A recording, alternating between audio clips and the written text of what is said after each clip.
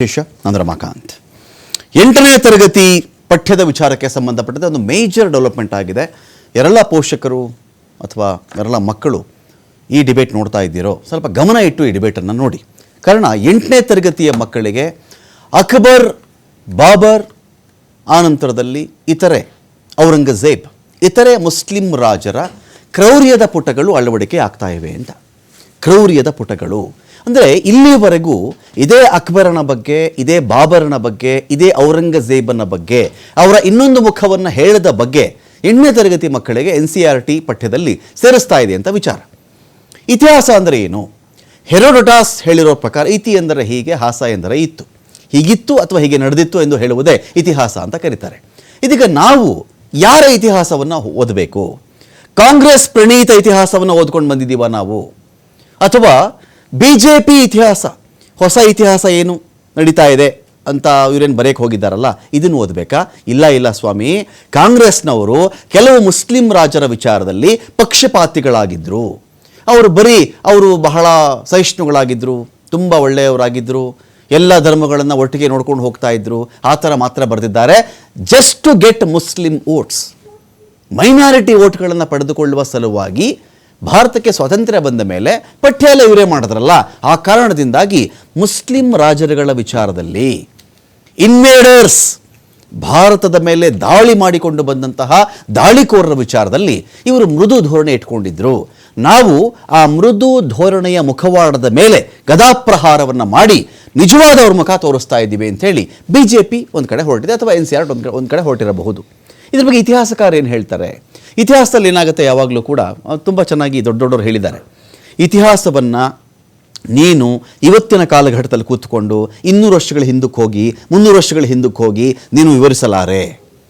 ನೀನು ಆ ಜಾಗದಲ್ಲಿ ಕೂತು ಅವತ್ತಿನ ಕಾಲಘಟ್ಟದಲ್ಲಿ ನೀನು ಜೀವಿಸಿ ಅದನ್ನು ನೀನು ನೋಡಬೇಕೇ ವಿನಃ ಇವತ್ತಿನ ರಾಜಕೀಯ ಸನ್ನಿವೇಶಗಳ ಆಧಾರವಾಗಿ ಇಟ್ಕೊಂಡು ಹಿಂದೆರದು ಮಾಡೋಕ್ಕೆ ಹೋಗಬೇಡ. ಇವತ್ತಿಗೆ ಇಡೀ ಕರ್ನಾಟಕ ಒಂದಾಗಿರಬಹುದು. ಒಂದು ಕಾಲದಲ್ಲಿ ಒಬ್ಬೊಬ್ಬ ಅರಸನ ಪಾಲಿಗೆ ಒಂದೊಂದು ಪಾಳ್ಯಗಳು ಸಿಗ್ತಾ ಇತ್ತು. ಮೈಸೂರು ರಾಜರಿಗೆ ಒಂದಿತ್ತು, ಟಿಪ್ಪುಗೆ ಒಂದಿತ್ತು, ಹೈದರಾಲಿಗೆ ಒಂದಿತ್ತು. ಅವತ್ತು ಯಾವುದೋ ಅಕ್ಕಪಕ್ಕದ ಇನ್ನೊಂದಷ್ಟು ಪ್ರಾಂತ್ಯಗಳ ಮೇಲೆ ಅಲ್ಯಾರೋ ಇನ್ನೊಬ್ಬ ದೊರೆಯಾಗಿದ್ದ, ಅವನಿಗೆ ಜಗಳ ಆಗಿತ್ತು, ಅವತ್ತು ಅವ್ರು ಕೊಂದಿರಬಹುದು. ಇವತ್ತಿಗೆ ಎರಡೂ ಪ್ರಾಂತ್ಯಗಳನ್ನ ಸೇರಿಸ್ಕೊಂಡು ಒಂದು ರಾಜ್ಯ ಅಂತ ಮಾಡಿ ನೋಡಿ, ಈ ಜಿಲ್ಲೆಯವರಿಗೆ ಈ ಜಿಲ್ಲೆ ಕಂಡು ಆಗ್ತಾ ಇರಲಿಲ್ಲ, ಇಲ್ಲಿ ಸಾಬ್ರಿದ್ರು, ಇಲ್ಲಿ ಹಿಂದೂ ಇದ್ದ, ಇಲ್ಲಿ ಕೊಡವರಿದ್ರು, ನೋ, ಆ ಥರ ಮಾತಾಡಬಾರ್ದು ಅಂತ ಕೆಲವರು ಹೇಳ್ತಾರೆ. ಇದರ ಮಧ್ಯೆ ಇತಿಹಾಸವೆನ್ನುವುದು ರಾಜಕೀಯ ಸಂಘರ್ಷದ ಅಡಿಯಲ್ಲಿ ರಾಜಕೀಯ ಕನ್ನಡಕ, ಒಬ್ಬರಿಗೆ ಕೇಸರಿ ಕನ್ನಡಕ, ಒಬ್ಬರಿಗೆ ಹಸಿರು ಕನ್ನಡಕ, ಆ ಕನ್ನಡಕದಿಂದಾನೇ ನೀನು ಹಿಸ್ಟ್ರಿ ನೋಡ್ತಾ ಹೋದಾಗ ನಿಜವಾದ ಹಿಸ್ಟ್ರಿ ಮರೆತೇ ಹೋಗುತ್ತಾ? ಇತಿಹಾಸದ ಬಗ್ಗೆ ದೊಡ್ಡ ದೊಡ್ಡ ಗ್ರಂಥಗಳು ಬರೆದು ಯಾರೋ ಪಠ್ಯವನ್ನು ಆಮೇಲೆ ಅದು ಯಾರೋ ಆ ಒಂದು ಬುಕ್ಕನ್ನು ಆಮೇಲೆ ಓದ್ಕೊಳ್ಳೋದು ಬೇರೆ. ಶಾಲಾ ಪಠ್ಯಕ್ರಮದಲ್ಲಿ ಅದನ್ನ ಇಟ್ಟಾಗ ಇದು ಎಲ್ಲ ಧರ್ಮಗಳ ವಿದ್ಯಾರ್ಥಿಗಳು ಕಲಿಯುವ ಕಡೆಯಲ್ಲಿ ಒಂದು ದ್ವೇಷದ ಭಾವನೆ ಮೂಡಿಸುತ್ತಾ, ಆ ದ್ವೇಷದ ಭಾವನೆ ಪಾರಂಪರಿಕವಾಗಿ ಹಾಗೆ ಉಳ್ಕೊಂಡು ಹೋಗ್ಬಿಡುತ್ತಾ? ಎಲ್ಲ ವಿಚಾರಕ್ಕೆ ಸಂಬಂಧಪಟ್ಟಂತೆ ಇದೀಗ ನಾನು ಡಿಬೇಟ್ ಸ್ಟಾರ್ಟ್ ಮಾಡ್ತಾ ಇದ್ದೀನಿ. ಇದರಲ್ಲಿ ಪಾಲ್ಗೊಳ್ಳೋದಕ್ಕೆ ನಮ್ಮೊಂದಿಗೆ ರಘು ದೊಡ್ಡರಿ ಇದ್ದಾರೆ, ಕಾಂಗ್ರೆಸ್ನ ವಕ್ತಾರರು. ಸ್ವಾಗತ ನಿಮಗೆ ರಘು. ನಮಸ್ಕಾರ. ಉತ್ಕರ್ಷ್ ಇದ್ದಾರೆ, BJPಯ ವಕ್ತಾರರು. ಸ್ವಾಗತ ನಿಮಗೆ ಉತ್ಕರ್ಷ್ ಈ ಡಿಬೇಟ್ಗೆ. ಒಂದು ಕಡೆ ನಮ್ಮನ್ನ ನಂಜರಾಜ್ ಅರಸ್ ಅವರು ಕೂಡ ಜಾಯ್ನ್ ಆಗ್ತಾ ಇದ್ದಾರೆ, ಇತಿಹಾಸಕಾರರು, ಮೈಸೂರಿಂದ ಜಾಯ್ನ್ ಆಗ್ತಾ ಇದ್ದಾರೆ ಅವರು. ಸ್ವಾಗತ ನಂಜರಾಜ್ ಅರಸ್ ಸರ್, ತಮಗೂ ಕೂಡ ಒಂದು ಡಿಬೇಟ್ಗೆ ನಮಸ್ತೆ. ಇನ್ನೊಂದು ಕಡೆ ಉಮರ್ ಶರೀಫ್ ಅವರಿದ್ದಾರೆ, ಮುಸ್ಲಿಂ ವಿದ್ವಾಂಸರಿದ್ದಾರೆ ಅವರು, ಅವ್ರನ್ನು ಕೂಡ ನಾನು ವೆಲ್ಕಮ್ ಮಾಡ್ಕೊಳ್ತಾ ಇದ್ದೀನಿ. ಉಮರ್ ಶರೀಫ್ ಅವರೇ, ಸ್ವಾಗತ ನಿಮಗೆ ಈ ಒಂದು ಡಿಬೇಟ್ಗೆ. ಇಷ್ಟೆಲ್ಲ ಜಾಯ್ನ್ ಆಗ್ತಾರೆ, ಮಾತಾಡಿಸ್ತೀನಿ. ಈಗ ರಘು ದೊಡ್ಡೇರಿ, ನಾನು ನಿಮ್ಮಿಂದ ಶುರು ಮಾಡ್ಕೊಂಡ್ಬಿಡ್ತೀನಿ. ಈಗ ಒಂದು ಕಡೆ ನಾವು ಚೆಕ್ ಮಾಡಿಕೊಂಡಾಗ NCERT ಈ ಒಂದು ಪಠ್ಯದಲ್ಲಿ ಈಗ ಬಾಬರ್ ಏನಾಗಿದ್ದ, ಅಕ್ಬರ್ ಏನು ಮಾಡ್ದ, ಅವನೇನು ಪೂರ್ತಿ ಈಗ ಅವರು ಹೇಳ್ತಾರಲ್ಲ, ಅಕ್ಬರನ ಆಳ್ವಿಕೆ ಕ್ರೌರ್ಯದಿಂದ ಮತ್ತು ಸಹಿಷ್ಣುತೆಯಿಂದನೂ ಕೂಡಿತ್ತು ಅಂತ. ಅಕ್ಬರ್ ಕ್ರೌರ್ಯವನ್ನು ಮಾಡಿದ್ದಾನೆ, ಈ ಕಡೆ ಒಂದು ಕಡೆ ಸಹಿಷ್ಣುತೆಯನ್ನು ಕೂಡ ಅವನು ತೋರಿಸ್ತಾ ಇದ್ದ ಅಂತ ಅದನ್ನು ಸೇರಿಸ್ತಾ ಇದ್ದಾರೆ. ಬಾಬರ್ ನಿರ್ದಯಿಯಾಗಿದ್ದ, ಬ್ರೂಟಲ್ ಇದ್ದ ಬಾಬರ್ ಅನ್ನೋನು. ಔರಂಗಜೇಬ ಸೇನಾ ಆಡಳಿತಗಾರನಾಗಿದ್ದ. ಅಟ್ ದ ಸೇಮ್ ಟೈಮ್ ಇವರೆಲ್ಲರೂ ಕೂಡ ದೇವಸ್ಥಾನಗಳ ವಿಧ್ವಂಸಕರಿವರು. ಇದನ್ನು ನಾವು ಸೇರಿಸಬೇಕು ಅಂತ NCERT ಒಂದು ಕಡೆ ಮಾಡ್ತಾ ಇದೆ. ನೀವುಗಳು ಪಠ್ಯಕ್ರಮ ಮಾಡ್ತಾ ಇದ್ದಷ್ಟು ದಿನಗಳ ಕಾಲವು ಇತಿಹಾಸದಲ್ಲಿ ಎಷ್ಟೋ ವಿಚಾರಗಳನ್ನು ನೀವು ಹೈಡ್ ಮಾಡಿದ್ರಿ, ಸೆಲೆಕ್ಟಿವ್ ಟ್ರುತ್ಗಳನ್ನು ಮಾತ್ರ ನೀವು ಹೇಳಿದ್ರಿ, ಒಂದಷ್ಟನ್ನು ಬಿಟ್ಟುಬಿಟ್ರಿ ಅಂತ ಹೇಳ್ತಾ ಇದ್ದಾರೆ. ಇದು ನಿಜಾನಾ? ನೋಡಿ ರಮಕಾಂತ್, ಮೊದಲನೇದಾಗಿ ಬಿಜೆಪಿಯವರು ಯಾವಾಗ್ಲೂ ಇಲ್ಲಿಯವರೆಗೂ ರಾಜಕೀಯದಲ್ಲಿ ದ್ವೇಷದ ರಾಜಕೀಯವನ್ನ ಮಾಡ್ತಾ ಇದ್ರು. ಆ ದ್ವೇಷವನ್ನ ಮಕ್ಕಳ ಮನಸ್ಸಿನಲ್ಲಿ, ಅದು ಎಳೆಯ ಮನಸ್ಸಿನ ಮಕ್ಕಳು ಅಂದ್ರೆ ಈ ದೇಶದ ಭದ್ರ ಬುನಾದಿ ಆಗ್ಬೇಕಾಗಿರ್ತಕ್ಕಂಥ, ಈ ದೇಶದ ಭವಿಷ್ಯವನ್ನ ರೂಪಿಸ್ತಕ್ಕಂಥ ಯುವ ಜನರ ಮಕ್ಕಳ ಮನಸ್ಸಿನಲ್ಲಿ ದ್ವೇಷದ ವಿಚಾರವನ್ನ ತೂರುತ್ತಾ ಇರ್ತಕ್ಕಂಥದ್ದು ಇದು ಮೊದಲನೇದು ಖಂಡನೀಯ ವಿಚಾರ. ಯಾಕೆ ಅಂತ ಹೇಳಿದ್ರೆ ಕರ್ನಾಟಕದಲ್ಲೂ ಕೂಡ ಇದೇ ಮಾಡಿದ್ರು. ರೋಹಿತ್ ಚಕ್ರತೀರ್ಥ ಎನ್ನುವ ಒಬ್ಬ ಕೇವಲ ಟ್ಯೂಷನ್ ಮಾಸ್ಟರ್, ಅವನು ಯಾವುದೇ ಎಕ್ಸ್ಪರ್ಟ್ ಅಲ್ಲ, ಕೇವಲ ಒಬ್ಬ ಟ್ಯೂಷನ್ ಮಾಸ್ಟರ್ ಅನ್ನ ರೋಹಿತ್ ಚಕ್ರತೀರ್ಥ ಎನ್ನುವ ಒಬ್ಬನಿಗೆ ಈ ಕರ್ನಾಟಕ ರಾಜ್ಯದ ಭವಿಷ್ಯವನ್ನ ರೂಪಿಸುವ ಪಠ್ಯಕ್ರಮವನ್ನ, ಅಂದ್ರೆ ಮಕ್ಕಳ ಭವಿಷ್ಯವನ್ನ ರೂಪಿಸುವ ಪಠ್ಯಕ್ರಮವನ್ನ ರಿವೈಸ್ ಮಾಡೋದಕ್ಕೆ ಸಮಿತಿ ಅಧ್ಯಕ್ಷನಾಗಿ ಮಾಡಿ ಎಡವಟ್ಟನ್ನು ಮಾಡಿ ಇಡೀ ರಾಜ್ಯಾದ್ಯಂತ ಭುಗಿಲದ ನಂತರ ಮಾಡಿಫೈ ಮಾಡಿದ್ದನ್ನು ನಾವು ನೋಡಿದ್ದೇವೆ. ಯಾಕೆ ಬಿಜೆಪಿಯವರು ಈ ದೇಶಕ್ಕೆ ನಿಜವಾಗ್ಲೂ ಅವಶ್ಯಕತೆ ಇರ್ತಕ್ಕಂಥದ್ದು ಮಕ್ಕಳಲ್ಲಿ ಇತಿಹಾಸನ ರಘು ನೀವು ಬರ್ದಿದ್ದ ಇತಿಹಾಸ ನಾನು ಬರ್ದಿರೋದಲ್ಲ, ನಾನು ಬರ್ದಿರೋದಲ್ಲ, ಅದು ಕಾಂಗ್ರೆಸ್ ಪಾರ್ಟಿ. ಆಯ್ತು, ಯಾವ ಕಮಿಟಿ ಹೇಳಿದೆ ನಿಮ್ಗೆ? ಈ ಹಿಸ್ಟ್ರಿನ ಯಾರು ಅಥೆಂಟಿಕೇಟ್ ಮಾಡಿದಿರಿ? ಆಯ್ತು, ನೀವು ಕಮಿಟಿಯನ್ನು ಮಾಡಿದ್ದೀವಿ. ಕಮಿಟಿಯನ್ನು ಯಾವುದೇ ಒಂದು ಪಠ್ಯವನ್ನ ರಿವೈಸ್ ಮಾಡಬೇಕು ಅಂತಂದ್ರೆ ಆ ಪಠ್ಯ ಸರ್ಕಾರದ ಇಚ್ಛೆಗೆ ವಿರುದ್ಧವಾಗಿ, ಆಡಳಿತಗಾರ ಇಚ್ಛೆಗೆ ವಿರುದ್ಧವಾಗಿ ಅಭಿಪ್ರಾಯ ಕೊಟ್ಟುಬಿಡುತ್ತಾ ಕಮಿಟಿ? ಅಲ್ಲ, 100% ಅದೇ ಮಾಡಿರೋದು. ಈಗ ಈ ಕಮಿಟಿ ಏನ್ ಮಾಡಿದೆ? ಕಮಿಟಿನೇ ಫಾರ್ಮ್ ಮಾಡಿದ್ರೆ ಗೊತ್ತಿಲ್ಲ ನನಗೆ. ಇವತ್ತು ಏನ್ NCERT ಇದೆ, ಈ ದೇಶಕ್ಕೆ ನಿಜವಾಗ್ಲೂ ಅವಶ್ಯಕತೆ ಇರ್ತಕ್ಕಂಥದ್ದು ಎಷ್ಟು ಪೇಜ್ಗಳಲ್ಲಿ ಬೀಟ್ ಬಾಬರ್ ಬೀಟ್ ಔರಂಗಜೇಬ್, ಎಷ್ಟು ಪುಟಗಳಲ್ಲಿ ಆ ಮನುಷ್ಯರು ಕೆಡವಿ ಹಾಕಿದ ದೇವಸ್ಥಾನಗಳ ಬಗ್ಗೆ ಉಲ್ಲೇಖಿಸಲಾಗಿತ್ತು ಪಠ್ಯಕ್ರಮದಲ್ಲಿ? ನೋಡಿ, ಯಾವುದೇ ಸರ್ಕಾರದ ಜವಾಬ್ದಾರಿ ಒಬ್ಬನ್ನ ಏನು ವೈಭವೀಕರಿಸಿ ಅಥವಾ ಏನು ನಮ್ಮ ಯಾವಾಗ್ಲೂ ಸರ್ಕಾರದ ಜವಾಬ್ದಾರಿ ಏನು ಅಂತಂದ್ರೆ ಒಂದು ಪಠ್ಯಕ್ರಮದಲ್ಲಿ ದೇಶ ಕಟ್ಟುವ ಕೆಲಸ ಮಾಡ್ಬೇಕೇ ಹೊರತು ಮನಸ್ಸಿನ, ಅದು ಮೃದು ಮನಸ್ಸಿನ ನಡುವೆ ಡಿವೈಡ್ ಮಾಡುವಂತ ಕೆಲಸ ಬರಬಾರ್ದು. ಎಸ್, ಅಫ್ ಕೋರ್ಸ್ ಕಳ್ಳ ಇರ್ತಾನೆ. ಪಾಲಿಸ್ಟ್ ಹಿಸ್ಟ್ರಿ ಕೊಟ್ರಿ, ಪಾಲಿಸ್ಟ್ ಹಿಸ್ಟ್ರಿ ಅಲ್ಲ. ನೀವು ಯಾವ ಯುದ್ಧದಲ್ಲಿ ಪೂಜೆ ಮಾಡ್ಕೊಂಡು ಕೂತಿರ್ತಾರೆ? ಎಲ್ಲಾ ಯುದ್ಧದಲ್ಲೂ ರಕ್ತನೇ ಹೊರಗಡೆ ಬಂದಿರತಕ್ಕಂಥದ್ದು. ಈಗ ಕಳಿಂಗ ಯುದ್ಧ, ಹಿಂದೂಗಳು ರಾಜ್ಯಗಳು ನಡೆದಿರ್ತಕ್ಕಂಥದ್ದು. ಮಹಾಭಾರತ, ನಾವ್ ಹೇಳ್ತಕ್ಕಂಥ ಸೋಕಾಡ್ ಮಹಾಭಾರತದಲ್ಲಿ 17 ಅಕ್ಷೇಣಿ ಸೈನ್ಯ ಅಂತ ಹೇಳ್ತಾರಲ್ಲ, 17 ಅಕ್ಷೇಣಿ ಸೈನ್ಯ ಅಂದ್ರೆ ಎಷ್ಟು? ಸರಿಸುಮಾರು ಈಗಿನ ಕಾಲಕ್ಕೆ 2 ಕೋಟಿ ಜನ ಅವಾಗಲೇ ಸತ್ತೋದ್ರು ಅಂತಂದ್ರೆ 2 ಕೋಟಿ ಜನ ಹಿಂದೂಗಳು ಬದುಕಿದ್ರು. ಇವತ್ತು ನಮ್ಮ ಹಿಂದೂ ಪಾಪ್ಯುಲೇಷನ್ 150, 1,000 ಕೋಟಿ ಆಗ್ಬೇಕಾಗಿತ್ತು. ಅಂದ್ರೆ ನಮ್ಮ ಮಹಾಭಾರತದಲ್ಲಿ ನಡೆದಂತ ಆ ಕೊಲೆಗಳು ನಡೀತಲ್ಲ, ಅಂದ್ರೆ ಆ ಯುದ್ಧದಲ್ಲಿ ನಡೆದಂತ ಏನು ಮಾರಣ ಹೋಮ ನಡೀತಲ್ಲ, ಆ ಮಾರಣ ಹೋಮ ಇವತ್ತೇನೋ ನಡೆದನೇ ಇದ್ದು ಹೋಗಿದ್ರೆ ನಮ್ಮ ಹಿಂದೂ ಪಾಪ್ಯುಲೇಷನ್ 1,000 ಕೋಟಿ ಆಗ್ತಾ ಇತ್ತು. ಉತ್ಕರ್ಷ್, ಈಗ ನಾನು ಹೇಳ್ತಾ ಉಮರ್ ಶರೀಫ್ ಜಿ, ಈಗ 8ನೇ ತರಗತಿ ಮಕ್ಕಳಿಗೆ ಅಕ್ಬರ್ ಕ್ರೂರಿ, ಬಾಬರ್ ನಿರ್ದಯಿ, ಔರಂಗಜೇಬ್ ಇನ್ನೊಂದು ರೀತಿಯಲ್ಲಿದ್ದ ಅಂತ ಸೇರಿಸುವ ಒಂದು ಪ್ರಯತ್ನ ಆಗ್ತಾ ಇದೆ. ಇದು ಸೇರಿಸುತ್ತಿರುವುದಾ ಅಥವಾ ಅವರ ಬಗೆಗೆ ಕಿತ್ತು ಹಾಕಲಾಗಿದ್ದಂಥ ಪುಟಗಳನ್ನು NCERT ಮತ್ತೆ ಸೇರಿಸ್ತಾ ಇರೋದಾ? ಮತ್ತು ಈ ದೇಶದಲ್ಲಿ ಮುಸ್ಲಿಂ ಸಮುದಾಯ ಒಂದು ಭಾಗ, ಮುಸ್ಲಿಂ ದಾಳಿಕೋರರು ಒಂದು ಭಾಗ, ಮುಘಲ್ ದೊರೆಗಳು ಒಂದು ಭಾಗ. ದಾಳಿಕೋರ ಲೆಕ್ಕದಲ್ಲಿ ನಾನು ಗಜ್ನಿ ಬಗ್ಗೆನೂ ಮಾತನಾಡಬಲ್ಲೆ, ಗೋರಿ ಬಗ್ಗೆನೂ ಮಾತನಾಡಬಲ್ಲೆ. ಬಂದರು, ಲೂಟಿ ಮಾಡಿಕೊಂಡು ಹೋದರು. ಅವರಿಬ್ಬರಿಗೂ ಇಲ್ಲಿ ಸಾಮ್ರಾಜ್ಯ ಸ್ಥಾಪನೆ ಮಾಡಬೇಕು ಅನ್ನೋ ಆಸೆ ಇರಲಿಲ್ಲ, ಬೀಟ್ ಗಜ್ನಿ ಆರ್ ಬೀಟ್ ಗೋರಿ. ಈಗ ಇಲ್ಲಿರ್ತಕ್ಕಂಥ ಮುಸ್ಲಿಮರೆಲ್ಲರೂ ಕೂಡ ಅವತ್ತಿನ ದಾಳಿಕೋರರನ್ನು, ಅವತ್ತಿನ ಮುಘಲ್ ಎಂಪರರ್ಗಳನ್ನು, ಅವರ ಆಳ್ವಿಕೆಯನ್ನು ಇವತ್ತಿನ ಮುಸ್ಲಿಂ ಸಮುದಾಯದವರು ಅವ್ರನ್ನ ಸಮರ್ಥಿಸಬೇಕಾ? ಅಥವಾ ಅವ್ರ ಬಗ್ಗೆ ಜೆಸಿಯಾ ತಲೆಗಂದಾಯ ಒಬ್ಬ ಮುಘಲ್ ದೊರೆ ಹಾಕಿದ್ದು ನಿಜ, ಅಕ್ಬರ್ ಜೆಸಿಯಾ ತಲೆಗಂದಾಯ, ಮುಸ್ಲಿಮೇತರಿಗೆ ತಲೆಗಂದಾಯ ಹಾಕ್ತಾ ಇದ್ನಲ್ಲ ಅದನ್ನು ತೆಗೆದಿದ್ದು ನಿಜ, ಆ ಥರ ಹೇಳಿದ್ರೆ ನಿಮಗೆ ತಕರಾರು ಇದೆಯಾ ಅಂತ? ನೋಡಿ, ಇತಿಹಾಸವನ್ನು ಓದುವಾಗ ಇದರಲ್ಲಿ ನಾನು ಯಾವುದೇ ಒಂದು ಇತಿಹಾಸನ ಓದುವಾಗ ನಾನೊಬ್ಬ ಮುಸ್ಲಿಂ ಅಂತ ಓದಕ್ಕಿಂತ ನಾನೊಬ್ಬ ಸ್ಟೂಡೆಂಟ್ ಅಂತ ಓದಬೇಕಾಗಿರುತ್ತೆ.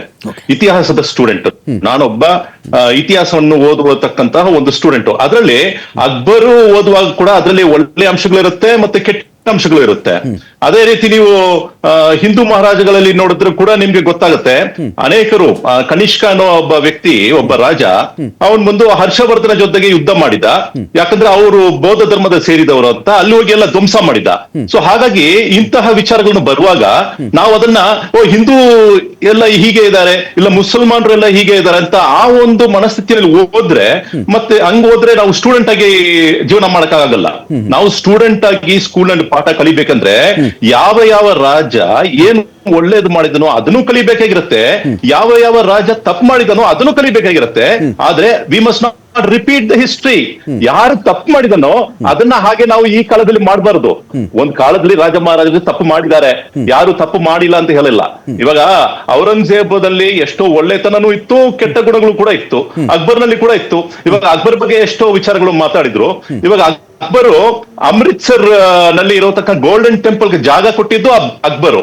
ಜಗನ್ನಾಥ್ ಟೆಂಪಲ್ ಒಡಿಸ್ಸಾನಲ್ಲಿ ಇರೋದು ಅದು ಮೊಘಲ್ಸ್ ಕೊಟ್ಟಿದ್ದಾರೆ. ಸೊ ಹಾಗಾಗಿ ಎಷ್ಟೋ ಜಾಗಗಳನ್ನು ಅವರು ಧ್ವಂಸ ಕೂಡ ಮಾಡಿದ್ದಾರೆ.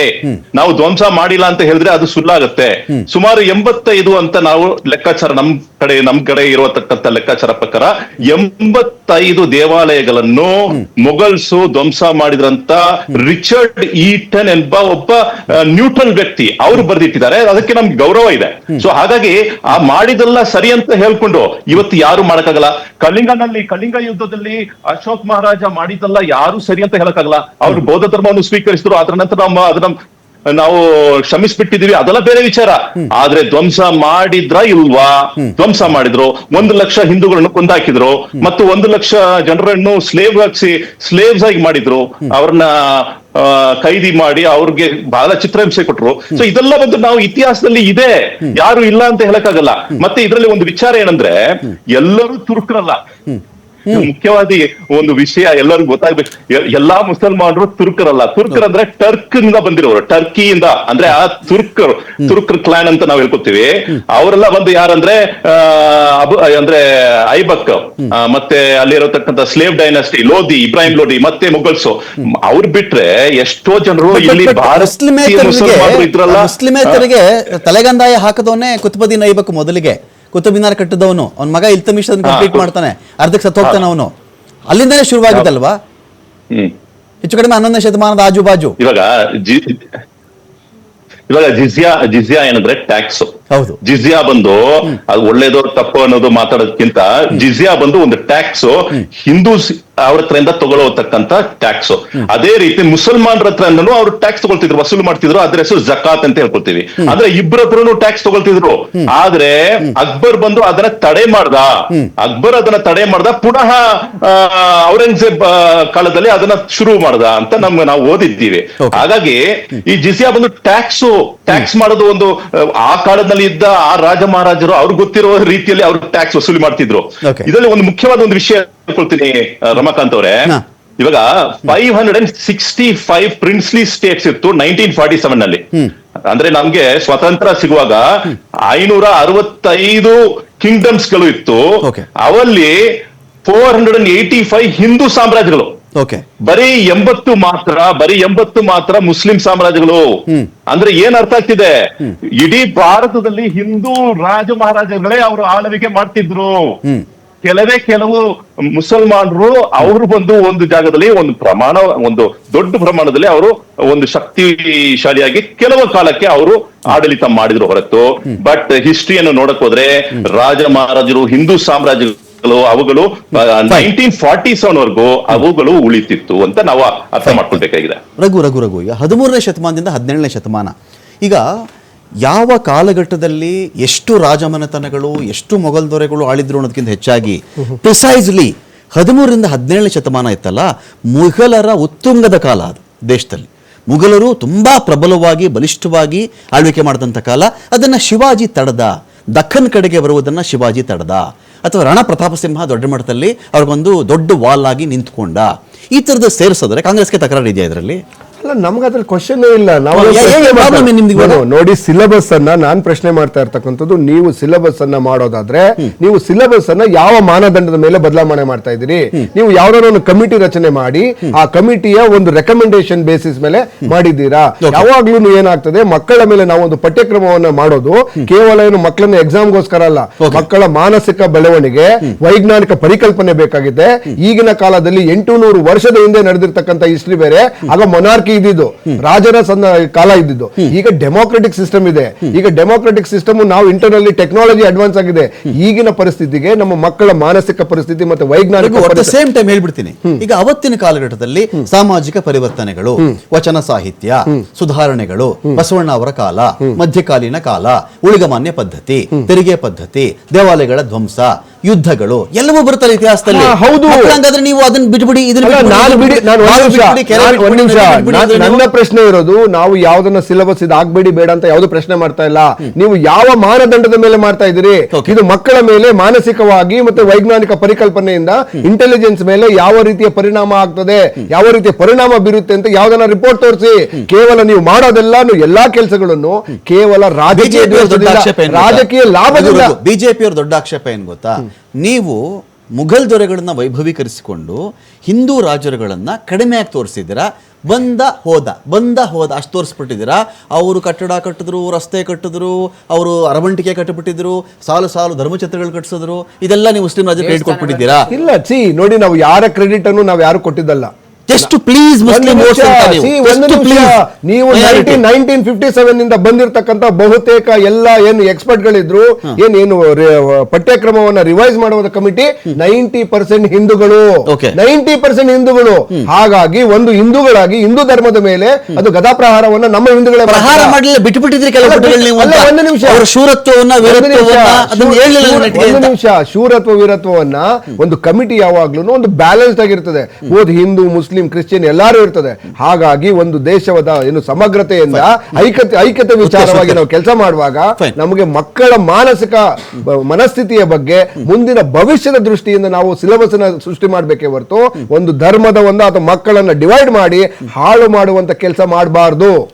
ವಿಶೇಷ ನಾನು ಮತ್ತೆ ಮುಂದುವರಿಸ್ತಾ ಇದ್ದೀನಿ. ಇಲ್ಲಿ ಯಾವುದೇ ರಾಜರ ಬಗ್ಗೆ ಅಥವಾ ಯಾವುದೇ ಮೊಘಲರ ಬಗ್ಗೆ ನಾವು ಮುಚ್ಚಿಟ್ಟಂಥ ಇತಿಹಾಸವನ್ನು ತೋರಿಸೋ ಪ್ರಯತ್ನ ಮಾಡ್ತಾ ಇದ್ದೀವಿ ಅಂತ ಬಿಜೆಪಿ ಹೇಳುತ್ತೆ.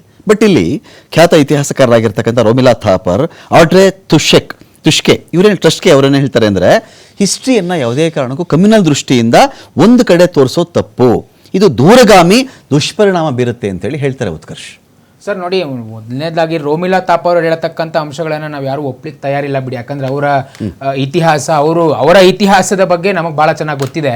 ಅವ್ರು ಯಾವ ರೀತಿ ಇತಿಹಾಸವನ್ನ ತಿರ್ಚಿದ್ರು, ಯಾವ ನರೇಟಿವ್ಗಳನ್ನ ಸೆಟ್ ಮಾಡಿದ್ರು ಅಂತ. ಸರ್ ಬಹಳ ಸ್ಪಷ್ಟವಾಗಿ ಹೇಳಬೇಕು ಅಂದ್ರೆ, ನಾವು ಓದ್ತಿರ್ತಕ್ಕಂಥದ್ದು ಇತಿಹಾಸ. ನಾವು ಸೈನ್ಸ್ ಓದ್ತಾ ಇಲ್ಲ, ಮ್ಯಾಥಮೆಟಿಕ್ಸ್ ಓದ್ತಾ ಇಲ್ಲ. ಹೊಸದಾಗಿ ಏನು ಈಕ್ವೇಶನ್ ಕೊಡಬೇಕು, ಹೊಸದಾಗಿ ಯಾವುದೋ ಫಾರ್ಮುಲೇಷನ್ ಕೊಡಬೇಕು ಅಂದ್ರೆ ಇದು ಇತಿಹಾಸವನ್ನು ಇತಿಹಾಸದ ರೀತಿಯಲ್ಲೇ ಹೇಳಬೇಕು. ಈಗ ಬಾಬರ್ ಒಬ್ಬ ಕ್ರೂರಿ ದುರಾಡಳಿತವನ್ನು ನಡೆಸಿದಂಥದ್ದು, ದಬ್ಬಾಳಿಕೆಯನ್ನು ಮಾಡಿದಂಥದ್ದು ಹೇಳಬೇಕು ಜನಗಳ ಮುಂದೆ. ಔರಂಗಜೇಬ್ ಮಾಡಿದಂತ ಕ್ರೌರ್ಯ ಅಂತದ್ದು, ಯಾವ ರೀತಿ ಹಿಂದೂ ದೇವಸ್ಥಾನಗಳನ್ನ ಧ್ವಂಸ ಮಾಡ್ದ, 46 ಲಕ್ಷ ಹಿಂದೂಗಳ ನರಮೇಧ ಮಾಡ್ದ, ಅದನ್ನ ಹೇಳ್ಬೇಕಲ್ಲ. ನೀವು ವಿದ್ಯಾರ್ಥಿಗಳಿಗೆ ಹೇಳಬೇಡಿ ಅಂತಂದ್ರೆ ಇತಿಹಾಸ ಮತ್ತೆ ಇನ್ಯಾರಿಗೆ ಹೇಳ್ಬೇಕು? ಇದು ಹಿಂದೂಗಳ ನರಮೇಧನ ತನ್ನ ವಿರುದ್ಧ ಯಾರು ಸಿಡಿದು ಬಿದ್ರ ಅವ್ರ ವಿರುದ್ಧ, ಇದು ಬಹಳ ಸ್ಪಷ್ಟ. ಶತ್ರುಗಳ ನರಮೇಧನ, ಹಿಂದೂಗಳ ನರಮೇಧ 46 ಲಕ್ಷ ಹಿಂದೂಗಳನ್ನ ನರಮೇಧ ಮಾಡಿರ್ತಕ್ಕಂಥ, ಅದು ಬಿಟ್ಟು ಬೇರೆ ಅವ್ರ ವಿರುದ್ಧ ಬಂದಂತವ್ರನ್ನ ಅವರು ಸಾಯಿಸಿದಂತದ್ದು ಎಲ್ಲವೂ ಕೂಡ ಇತಿಹಾಸ. 46 ಲಕ್ಷ. ಮತ್ತೆ ಬಹಳ ಸ್ಪಷ್ಟವಾಗಿ ಅಕ್ಬರ್ ಬಗ್ಗೆ ಹೇಳಬೇಕು ಅಂದ್ರೆ ಬಹಳ ಒಂದ್ ಸ್ಪಷ್ಟವಾಗಿ ಕೇಳಿ ಸರ್, ಹಿಂದೂಗಳ ಸಂಖ್ಯೆ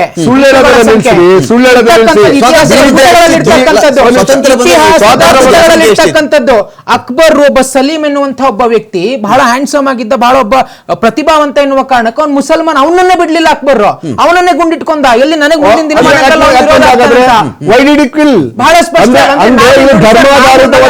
ಪ್ರಶ್ನೆ ಮಾಡ್ತಾ ಇರ್ತಕ್ಕಂಥದ್ದು, ನೀವು ಧರ್ಮದ ಆಧಾರದ ಮೇಲೆ ಮಾಡಿದಂತ ಮತಾಂತರಗಳನ್ನ, ಧರ್ಮದ ಆಧಾರದ ಮೇಲೆ ಮಾಡಿದಂತ ನರಮೇಧಗಳನ್ನ ನಾನು ಚಾಲೆಂಜ್ ಮಾಡ್ತೀನಿ. ಶಿವಾಜಿ, ಕೃಷ್ಣದೇವರ ಇಂಥ ಹಿಂದೂಗಳ ದೊರೆಗಳ ಹೆಸರನ್ನು ತಗೊಂಡು ಎಷ್ಟು ಜನ ಮುಸಲ್ಮಾನರನ್ನ ನೀವು ನರಮೇಧ ಮಾಡಿದ್ರು? ಉದಾಹರಣೆ ಕೊಡ್ರಿ ನೀವು ಇತಿಹಾಸದ ಅಂಶಗಳಲ್ಲಿ. ಐ ಕ್ಯಾನ್ ಕೋಟ್, ನಾನು ವಿತ್ ಫ್ಯಾಕ್ಷನ್ ಕೊಡ್ಬೋದು. ಈಗ ಹೇಳಿದ್ನಲ್ಲ, ಔರಂಗಜೇಬ್ 46 ಲಕ್ಷ ಹಿಂದೂಗಳನ್ನ ಮತಾಂತರ ಮಾಡ್ದ, ಕೊಂದ. ಅವನು ಗುರು ತೇಗ್ ಬಹದ್ದೂರನ್ನ ಯಾವ ರೀತಿ ನಡ್ಸ್ಕೊಂಡ, ಸಂಭಾಜಿ ಮಹಾರಾಜರನ್ನ ಯಾವ ರೀತಿ ನಡ್ಸ್ಕೊಂಡ, ಅವರ ಕಾಲುಗಳನ್ನ ಕಣ್ಣುಗಳನ್ನ ಕತ್ತರಿಸಿ ಆ ಕಣ್ಣುಗಳಿಗೆ ಉಪ್ಪಿನಕಾಯಿ ಹಾಕಿದಂಥದ್ದು, ಅರ್ಶಿನ ಪುಡಿ ಹಾಕಿದಂಥದ್ದು ಇತಿಹಾಸದ ಅಂಶಗಳಲ್ಲಿ. ಶಿವಾಜಿ ಮಹಾರಾಜ ಮುಸಲ್ಮಾನ್ ಹೆಣ್ಮಕ್ಕಳಿಗೆ ರಕ್ಷಣೆಯನ್ನ ಕೊಟ್ಟ, ಇದು ಬಹಳ ಸ್ಪಷ್ಟ. ನಂಜರಾಜ್ ಸರ್, ಈ ಐತಿಹಾಸಿಕ ದೊರೆಗಳು, ಆಳ್ವಿಕೆಗಾರರು ಅಥವಾ ಮುಘಲರು, ರಾಜರು, ಎಲ್ಲ ಕಾಲದಲ್ಲಿ ಎಲ್ಲ ರಾಜರುಗಳು ಶತ್ರುಗಳನ್ನ ಕಂಡಂತ ಬಗೆನ ಅದು, ಅಥವಾ ಧರ್ಮ ಅನ್ನೋ ಒಂದು ವಿಚಾರ ಇಟ್ಕೊಂಡು ಮಾಡದಂತಹ ಕೆಲವು ಕೆಲಸಗಳು ತುಂಬಾ ನೀಚತನದಿಂದ ಕೂಡಿದ್ವಾ ಅಂತ? ನೀವು ಎರಡು ಮಾತು ಹೇಳಿದ್ರಿ. ಔರಂಗಜೇಬ್ ಬಗ್ಗೆ ನಾನು ಒಂದು ಮಾತು ಹೇಳಕ್ ಇಷ್ಟಪಡ್ತೀನಿ. ಅವಾಗ ಆಗ್ಲೇ ಹೇಳ್ಬೇಕಾಯ್ತು, ಬ್ರೇಕಲ್ಲಿ ಮುಂಚೆ ಹೇಳ್ಬೇಕಾಯ್ತು. ಔರಂಗಜೇಬು ರಾತ್ರಿ ರೆಕಾರ್ಡಲ್ಲಿ ಇರೋದು ನಾನು ಹೇಳ್ತಾ ಇರೋದು, ಪ್ರತಿದಿನ ಅವನು ಕುರಾನ್ ಕಾಪಿ ಮಾಡ್ತಾ ಇದ್ದ. ಪ್ರತಿಗಳ ಮಾಡಿ ಅದು ಮಾರಾಟ ಆದ ನಂತರ ಅವ್ರು ರಾತ್ರಿ ಊಟ ಮಾಡ್ತಾ ಇದ್ದ. ಇದು ಪರ್ಷಿಯನ್ ಪುಸ್ತಕದಲ್ಲಿರೋ ರೆಕಾರ್ಡ್ ನಾನು ಹೇಳ್ತಾ ಇದ್ದು, ನಾನು ಓದಿರೋ ರೆಕಾರ್ಡ್. ಆಯ್ತಾ? ಅದನ್ನ ನಾವು ಹೇಳೋದಿಲ್ಲ, ಅದನ್ನ ನಾವು ಹೇಳಲ್ಲ. ಅವ್ರಲ್ಲಿ ಒಳ್ಳೆ ಗುಣ ಇದ್ರೆ ಅದನ್ನು ಹೇಳಲ್ಲ. ಇಲ್ಲಿ ಈಗ ನಿಮ್ಮ ಮಾತಾಡ್ ಕೇಳ್ತಿರಲ್ಲ, ಅವರವರ ಪಕ್ಷ ಧರ್ಮದ ನಿಲುವಿಗೆ ತಕ್ಕಂತೆ ಮಾತಾಡ್ತಾರೆ. 46 ಲಕ್ಷ ಜನಗಳನ್ನ ಕೊಂದ ಅಂತ ಹೇಳಿದ್ರು. ಯಾರು ಸ್ಟೇಟ್ ಹೇಳಿದ್ರು 46, 61 ಹೇಳಿದ್ರು. ಅಲ್ಲಿಂದ ಅವನು ಬಂದದ್ದು ಎಲ್ಲಿಂದ? ಅವ್ರು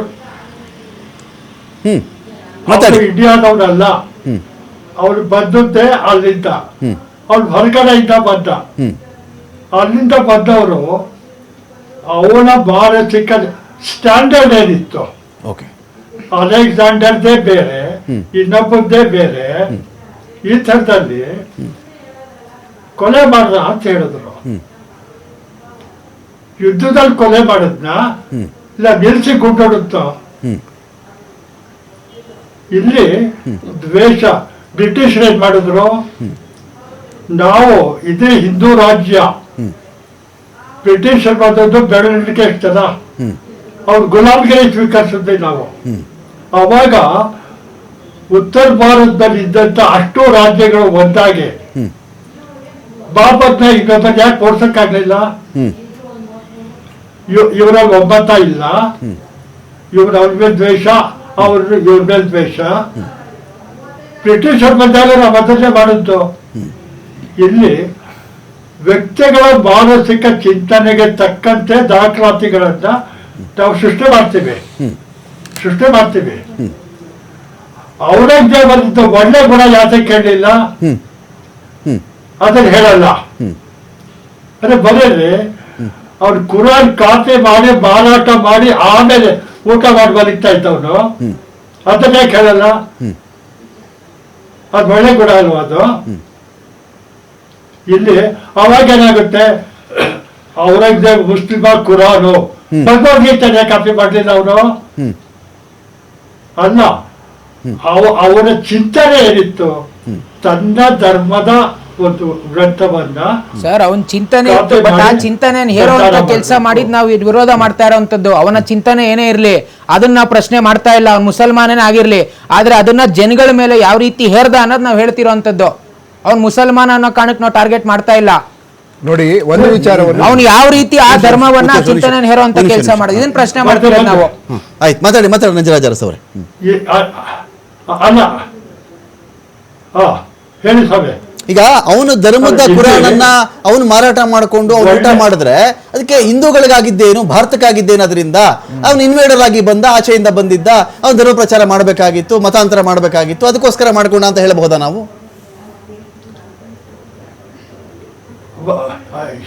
ಹೇಳ್ತಾ ಇದ್ದೀರಲ್ಲ, ಈಗ ಹೊರಗಡೆಯಿಂದ ಬಂದವರು, ಅವ್ರು ಬಂದದ್ದು ಎಲ್ಲಿಂದ?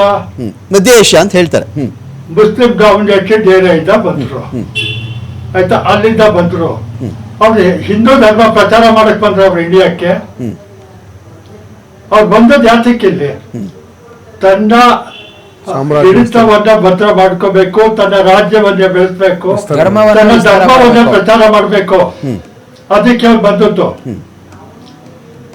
ಈಗ ನಂಜರಾಜ್ ಸರ್, ನನ್ನ ಕ್ವಶನ್ ಏನು ಗೊತ್ತಾ ಸರ್? ಈಗ ಇಲ್ಲಿ ನಂಜರಾಜ್ ಸರ್, ನನ್ನ ಕ್ವಶನ್ ಏನು ಅಂದ್ರೆ, ಇಡೀ NCERT ಇದೆಯಲ್ಲ, ಇವರು ಆ ಔರಂಗಜೇಬ್ ಬಂದಿದ್ದು ಹೇಳಿ, ಅವ್ನು ಧರ್ಮ ಪ್ರಚಾರ ಮಾಡಿದ್ದು ಹೇಳಿ, ಅವ್ನು ಕೆಟ್ಟ ಕೆಲಸನೂ ಹೇಳಿ, ಅವ್ನು ಒಳ್ಳೆ ಕೆಲಸನೂ ಹೇಳಿ, ಅಕ್ಬರಂದು ಹೇಳಿ, ಬಾಬರ್ದು ಹೇಳಿ ಅಂತ ಹೇಳಿದ್ರು ತಪ್ಪ? ಅವ್ರದ್ದು ಇನ್ನೊಂದು ಫೇಸ್ ತೋರಿಸಿದ್ರೆ ತಪ್ಪ ಅಂತ ಪ್ರಶ್ನೆ ಇಲ್ಲ. ಹೇಳ್ಬೇಕು.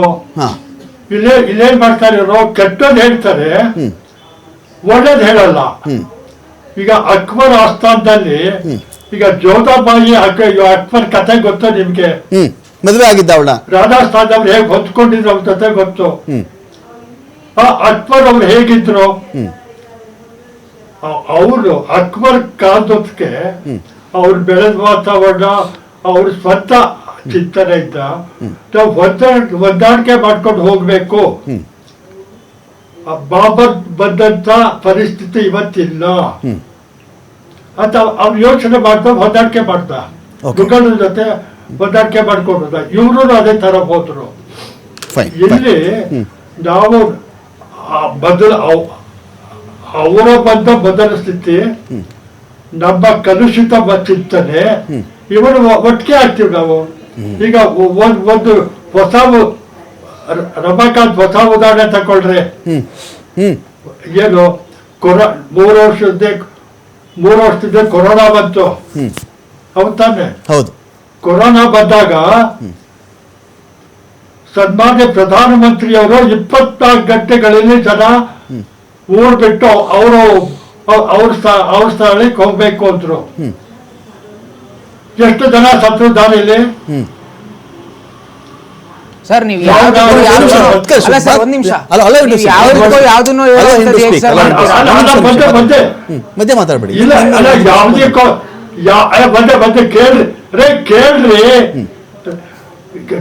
ಕೇಳ್ಬಿಟ್ಟು ಆಮೇಲೆ ಮಾತಾಡ್ರಿ. ಈಗ ಮೋದಿ ಪ್ರಧಾನಮಂತ್ರಿಯವರು ಆದೇಶ ಮಾಡಿದ್ದು ಅವರ ದೃಷ್ಟಿಯಲ್ಲಿ ಒಳ್ಳೆಯದು, ಅದಕ್ಕೆ ಆದೇಶ ಮಾಡಿದ್ರು. ಅದು ಪರಿಣಾಮ ಏನಾಯ್ತು? ಸಾಮಾನ್ಯವಾದ ಬೇರೆ ಜನಗಳ ದೃಷ್ಟಿಯಲ್ಲಿ ಕೆಟ್ಟದಾಯ್ತು. ಅದನ್ನ ಆದೇಶ ಮಾಡಿದವ್ರು ಯೋಚನೆ ಮಾಡಿದ್ರ? ಆದೇಶ ಮಾಡಿದವ್ರು ಯೋಚನೆ ಮಾಡಲಿಲ್ಲ. ಅದೇ ಥರದಲ್ಲಿ ಅವತ್ತು ಹೊರಗಡೆಯಿಂದ ಬಂದವರು, ಹೊರ ರಾಜ್ಯದಿಂದ ಬಂದ ಹೊಸ ಧರ್ಮೀಯ ಏನ್ ಆದೇಶ ಮಾಡ್ತಾ ಅವ್ರ ಧರ್ಮ ಪ್ರಚಾರಕ್ಕೆ ತಕ್ಕಂತೆ ಅವರ ಆಕ್ಚುಲಿ ನಮ್ಮನ್ನ ಮಂಗಳೂರಿಂದ ಧರ್ಮೇಂದ್ರ ಅವರು ಜಾಯ್ನ್ ಆಗ್ತಾ ಇದ್ದಾರೆ, ಹಿಂದೂ ಮಹಾಸಭಾದ ಮುಖಂಡರು. ಸ್ವಾಗತ ಧರ್ಮೇಂದ್ರ ಅವರೇ ಈ ಡಿಬೇಟ್ಗೆ. ನಮಸ್ತೆ ಸರ್. ನಮಸ್ತೆ. ಇದು ನಾನು ಉಮರ್ ಶರೀಫ್ ಅವರ ಒಂದು ಕ್ವಶನ್ ಕೇಳಿ ನಾನು ನಿಮ್ಮ ಬಳಿಯಲ್ಲಿ ಬರ್ತೀನಿ. ನಾನು ಉಮರ್ ಶರೀಫ್ ಅವರೇ, ಈಗ ಇತಿಹಾಸವನ್ನು ನಾವು ಈಗ ಮಕ್ಕಳ ದೃಷ್ಟಿಯಿಂದ, ಆಗಲೇ ರಘು ದೊಡ್ಡರಿ ಹೇಳ್ತಾ ಇದ್ರು, ಮಕ್ಕಳ ದೃಷ್ಟಿಯಿಂದ, ಕಲಿಕಾ ಹಂತದಲ್ಲಿರ್ತಕ್ಕಂಥ ಮಕ್ಕಳ ದೃಷ್ಟಿಯಿಂದ, 8ನೇ ತರಗತಿ ಮಕ್ಕಳ ದೃಷ್ಟಿಯಿಂದ ಸ್ವಲ್ಪ ಬ್ಯಾಲೆನ್ಸ್ಡಾಗಿ ಕೊಟ್ಕೊಂಡು ಹೋಗಬೇಕೇ ವಿನಃ ಮಕ್ಕಳು ಈಗ ಒಂದು ಹಿಂದೂ ಸ್ಟೂಡೆಂಟ್ ಕೂತಿರ್ತಾನೆ, ಮುಸ್ಲಿಂ ಸ್ಟೂಡೆಂಟ್ ಕೂತಿರ್ತಾನೆ, ಅಕ್ಕಪಕ್ಕ ಅವರವ್ರ ನಡುವೆನೇ ದೇವಸ್ಥಾನದ ವಿಚಾರಕ್ಕೆ, ಮಸೀದಿ ವಿಚಾರಕ್ಕೆ ಕಿತ್ತಾಟ ಬರುವಂತೆ ನಾವು ಪಠ್ಯಕ್ರಮ ರೂಪಿಸಬಾರ್ದು, ಇದನ್ನ ಕಾಂಗ್ರೆಸ್ ಮಾಡ್ಕೊಂಡು ಬಂದಿರೋದು ಅಂತ. ಹೌದಾ? ನನ್ಗೆ ಏನಂದ್ರೆ ನಂಜರಾಜ ಅರಸ್ ಅವ್ರು ಹೇಳಿದಂಗೆ ನಾವು ಒಳ್ಳೆ ವಿಚಾರಗಳನ್ನು ಕೂಡ ಅದರಲ್ಲಿ ಬರತಕ್ಕಂಥ ವಿಚಾರಗಳನ್ನು ಕೂಡ ಕಲಿಬೇಕಾಗಿರುತ್ತೆ, ಮತ್ತೆ ಕೆಟ್ಟ ವಿಚಾರ ಬಗ್ಗೆ ಕೂಡ ಓದ್ಬೇಕಾಗಿರುತ್ತೆ. ಅದಕ್ಕೆ ಒಳ್ಳೆಯದನ್ನು ಕಲಿಬೇಕು, ಕೆಟ್ಟದನ್ನು ಓದ್ಬೇಕು. ಇದರಲ್ಲಿ ನಾವು ವ್ಯತ್ಯಾಸ ನೋಡ್ಬೇಕಾಗಿದೆ. ಎಲ್ಲಾ ಕೆಟ್ಟ ವಿಷಯಗಳನ್ನು ಕೂಡ ನಾವು ಓದೋದ್ರಿಂದ ನಾವು ಕೆಟ್ಟವರಾಗೋದಿಲ್ಲ, ಮತ್ತೆ ಎಲ್ಲರನ್ನು ತಪ್ಪಾಗಿ ಭಾವಿಸುವುದು ಇಲ್ಲ. ಇವಾಗ ಅದರಲ್ಲಿ ಒಂದು ಮುಖ್ಯವಾದ ಏನಂದ್ರೆ, ನಂಜರಾಜ ಅರಸು ಅವರು ಒಂದು ಮುಖ್ಯವಾಗಿ ಒಂದು ವಿಷಯ ಹೇಳಿದ್ರು, ನೀವು ಬರೀ ಬಯಸ್ಡ್ ಆಗಿ ಅಂದ್ರೆ ಒಬ್ಬರು ಕಡೆ ಮಾತ್ರ ಮಾತಾಡ್ತಿದ್ರ ಅಂತ. ನೋಡಿ, ಸಂಭಾಜಿ ಬಗ್ಗೆ ಓದಿದ್ವಿ, ನಾನು ಕೂಡ ಚಾವಾ ಮೂವಿ ಕೂಡ ನೋಡಿದೆ. ಸಂಭಾಜಿ ಬಂದು ಔರಂಗಜೇಬ್ ಜೊತೆಗೆ ಸೇರ್ಕೊಂಡು ತನ್ನ ತಂದೆ ಜೊತೆಗೆ ಯುದ್ಧ ಮಾಡಿದ ಒಂದು ಇತಿಹಾಸ ಕೂಡ ಇದೆ. ಇದನ್ನ ಓದಿಸಬೇಕಾಗಿರುತ್ತೆ ಸ್ಕೂಲ್ ನಲ್ಲಿ, ಪಠ್ಯ ಪುಸ್ತಕಗಳಲ್ಲಿ ಇದನ್ನು ಕೂಡ ಓದಿಸ್ಬೇಕಾಗಿರುತ್ತೆ. ನೀವು ಏನಂದ್ರೆ ಬರೀ ಒಂದೇ ಆಂಗಲ್ ನಲ್ಲಿ ಓದಿಸಿದ್ರೆ ಎಲ್ಲ ನೋಡಕ್ಕೆ ಚೆನ್ನಾಗಿ ಕಾಣಿಸುತ್ತೆ. ಪುಷ್ಯಮಿತ್ರ ಎನ್ನುವ ಒಬ್ಬ ಹಿಂದೂ ಮಹಾರಾಜ, ಅವರು ಬಂದು ಬ್ರಾಹ್ಮಣನಾಗಿದ್ದು ಎಲ್ಲಾ ಬೌದ್ಧ ರಾಜರ ಜೊತೆಗೆ ಯುದ್ಧ ಮಾಡಿ ಎಷ್ಟೋ ಜನರನ್ನು ಕೊಂದಾಕಿದ್ದಾರೆ. ಶುಂಗ ಡೈನಸ್ಟಿಯ ಪುಷ್ಯಮಿತ್ರ. ಸೊ ಹಾಗಾಗಿ ಈ ವಿಚಾರಗಳನ್ನು ಕೂಡ ನೀವು ಪಾಠದಲ್ಲಿ, ಪಠ್ಯ ಪುಸ್ತಕಗಳಲ್ಲಿ, ಹಿಸ್ಟ್ರಿನಲ್ಲಿ ಓದಿಸ್ಬೇಕಾಗಿರುತ್ತೆ. ಆದ್ರೆ ಅದೆಲ್ಲ ಕಲಿಬಾರದು, ಅದು ಮಾಡಿರೋದೆಲ್ಲ ಸರಿಯಲ್ಲ. ಬುದ್ಧಿಸ್ಟ್ಗಳು ಮಾಡಿರೋದು ಎಲ್ಲರೂ ಸರಿಯಾಗಿ ಮಾಡಿಲ್ಲ, ಮತ್ತೆ ಹಿಂದೂಗಳು ರಾಜ ಮಹಾರಾಜರು ಕೂಡ ಎಲ್ಲರೂ ಸರಿ ಮಾಡಿಲ್ಲ. ಒಳ್ಳೆ ವಿಚಾರಗಳು ಕೂಡ ಇದೆ, ಅದನ್ನ ನೀವು ಕಲೀರಿ, ಕೆಟ್ಟ ವಿಚಾರನ ಬಿಡಿರಿ. ಒಂದೇ ಒಂದು ವಿಷಯ ಹೇಳಿ ನಾನು ಮುಗಿಸ್ತೀನಿ. ಇವಾಗ ಬಾಬರು ಆಚೆಯಿಂದ ಬಂದ ಅಂತ ಇವಾಗ ಹೇಳ್ತಾರಲ್ಲ, ನಾನ್ ಕೇಳ್ಕೊಳ್ಳೋದೇನಂದ್ರೆ, ಅಖಂಡ ಭಾರತ ಅಫ್ಘಾನಿಸ್ತಾನದಿಂದ ಶ್ರೀಲಂಕಾವರೆಗೂ ಇದೆ. ಅಖಂಡ ಭಾರತದ ಎಲ್ಲಿಂದ ಎಲ್ಲಿವರೆಗೂ ಅಂದ್ರೆ ಅಫ್ಘಾನಿಸ್ತಾನ್ ಟು ಶ್ರೀಲಂಕಾ. ಮತ್ತೆ ಬಾಬರ್ ಎಲ್ಲಿಂದ ಬಂದ, ಹುಮಾಯೂನ್ ಎಲ್ಲಿಂದ ಬಂದ, ಕಾಬೂಲ್ ಇಂದ ಬಂದ, ಅಫ್ಘಾನಿಸ್ತಾನ ಇಂದ ಬಂದ. ಅಫ್ಘಾನಿಸ್ತಾನ ಬಂದ್ರೆ ಎಲ್ಲಿಂದ ಬಂದ, ಅವನು ಕೂಡ ಅಖಂಡ ಭಾರತೀಯನೇ. ಆ ಒಂದು ವಿಚಾರ ಕೂಡ ನಾವು ನೋಡ್ಬೇಕಾಗಿರುತ್ತೆ. ಸೊ ಇದನ್ನ ಏನಂದ್ರೆ, ಇತಿಹಾಸವನ್ನು ನೀವು ಯಾರು ಬೇಕಾದ್ರೂ ಓದ್ಬೋದು.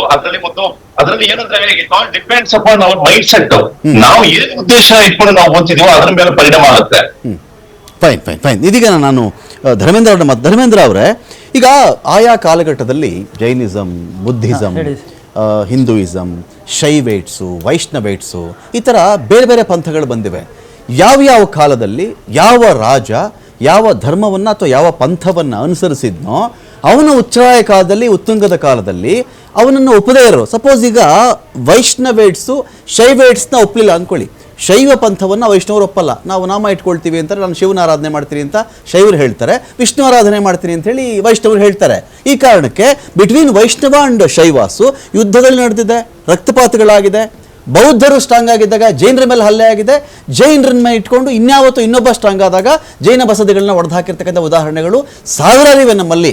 ಯಾವ ಕಾಲದಲ್ಲಿ ಯಾರು ಸ್ಟ್ರಾಂಗ್ ಆಗಿದ್ನೋ ಅವನಿಗೆ ಯಾರು ಎದುರಾಗಿದ್ರೋ, ಯಾರು ಅದನ್ನ ವಿರೋಧಿಸ್ತಾ ಇದ್ರೋ ಅವರ ದಮನ ಮಾಡಿರೋದು ಇತಿಹಾಸ. ಇದು ಹೇಳೋದು ತಪ್ಪಾಗುತ್ತಾ ಅಂತ?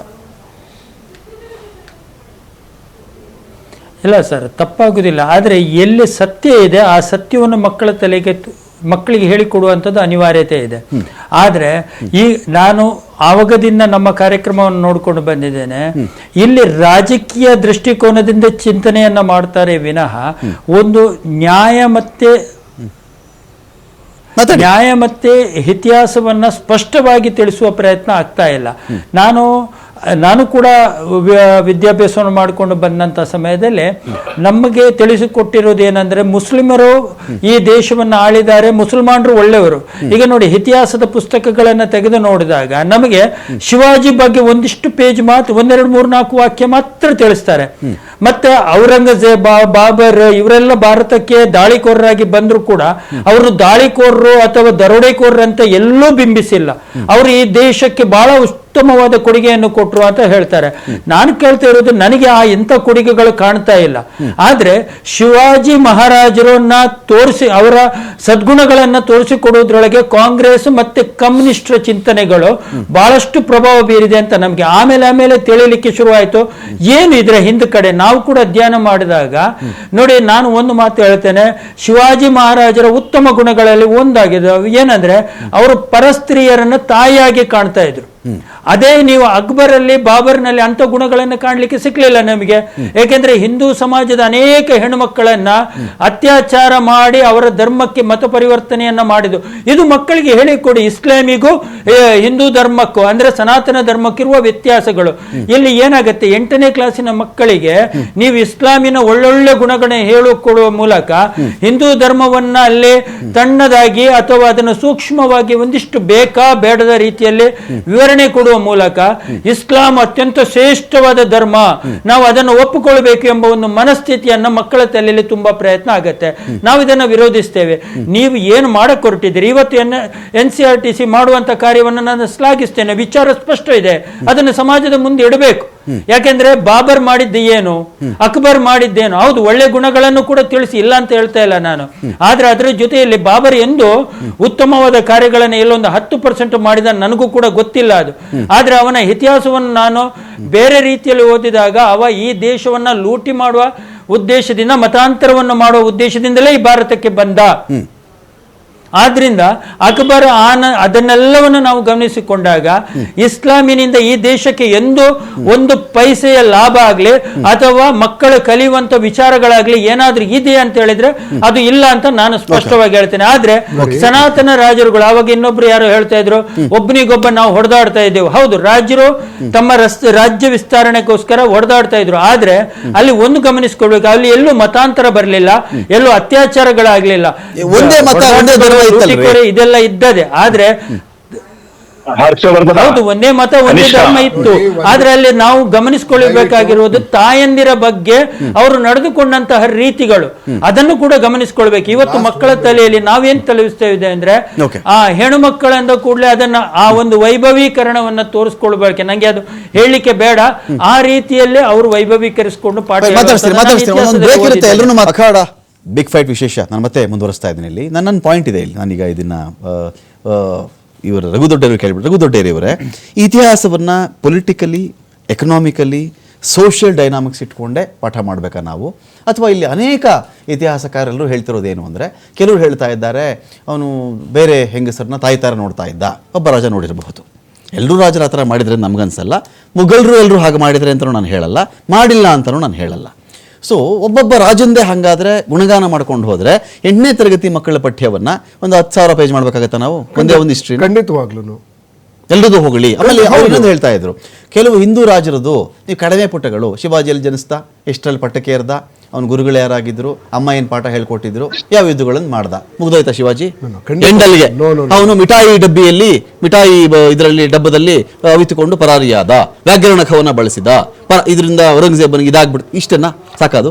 ಖಂಡಿತ ನೋಡಿ, ಯಾವಾಗ್ಲೂ ನಮ್ಮ ಪಾರ್ಟ್ ಆಫ್ ನೀವು ಕೇಳಿರೋ ಪ್ರಶ್ನೆಗೆ ಉತ್ತರ ಕೊಡೋದಕ್ಕೆ ಮೊದಲು ನಮ್ಮ ಬಿಜೆಪಿ ವಕ್ತಾರರು ಮತ್ತೆ ನಮ್ಮ ಹಿಂದೂ ಸಂಘಟನೆಗಾರರು ಏನು ಮಾತಾಡಿದ್ದಾರೆ ಅವ್ರಿಗೊಂದು ಸ್ವಲ್ಪ ಉತ್ತರ ಕೊಟ್ಬಿಟ್ಟು ಹೋಗ್ತೇನೆ. ನೀವು ಒಂದು ವಿಚಾರವನ್ನು ದಯವಿಟ್ಟು ಎಲ್ಲರೂ ಅರ್ಥ ಮಾಡ್ಕೊಳ್ಬೇಕು. ಏನು ಈ ಮೊಘಲರು ಮತ್ತೆ ಬೇರೆ ದೇಶದಿಂದ ಬಂದವರು, ಹೊರಗಡೆಯಿಂದ ಬಂದವರು ಈ ದೇಶದಲ್ಲಿ ಅಥವಾ ಹಿಂದೂ ಭಾರತದಲ್ಲಿದ್ದಾಗ ಅವರ ಸೈನ್ಯ ಇದ್ದಿದ್ದು ಇಲ್ಲಿನ ಲೋಕಲ್ ಸೈನ್ಯಗಳು, ಅಲ್ಲಿಂದ ಬಂದವರು ಇರ್ಲಿಲ್ಲ.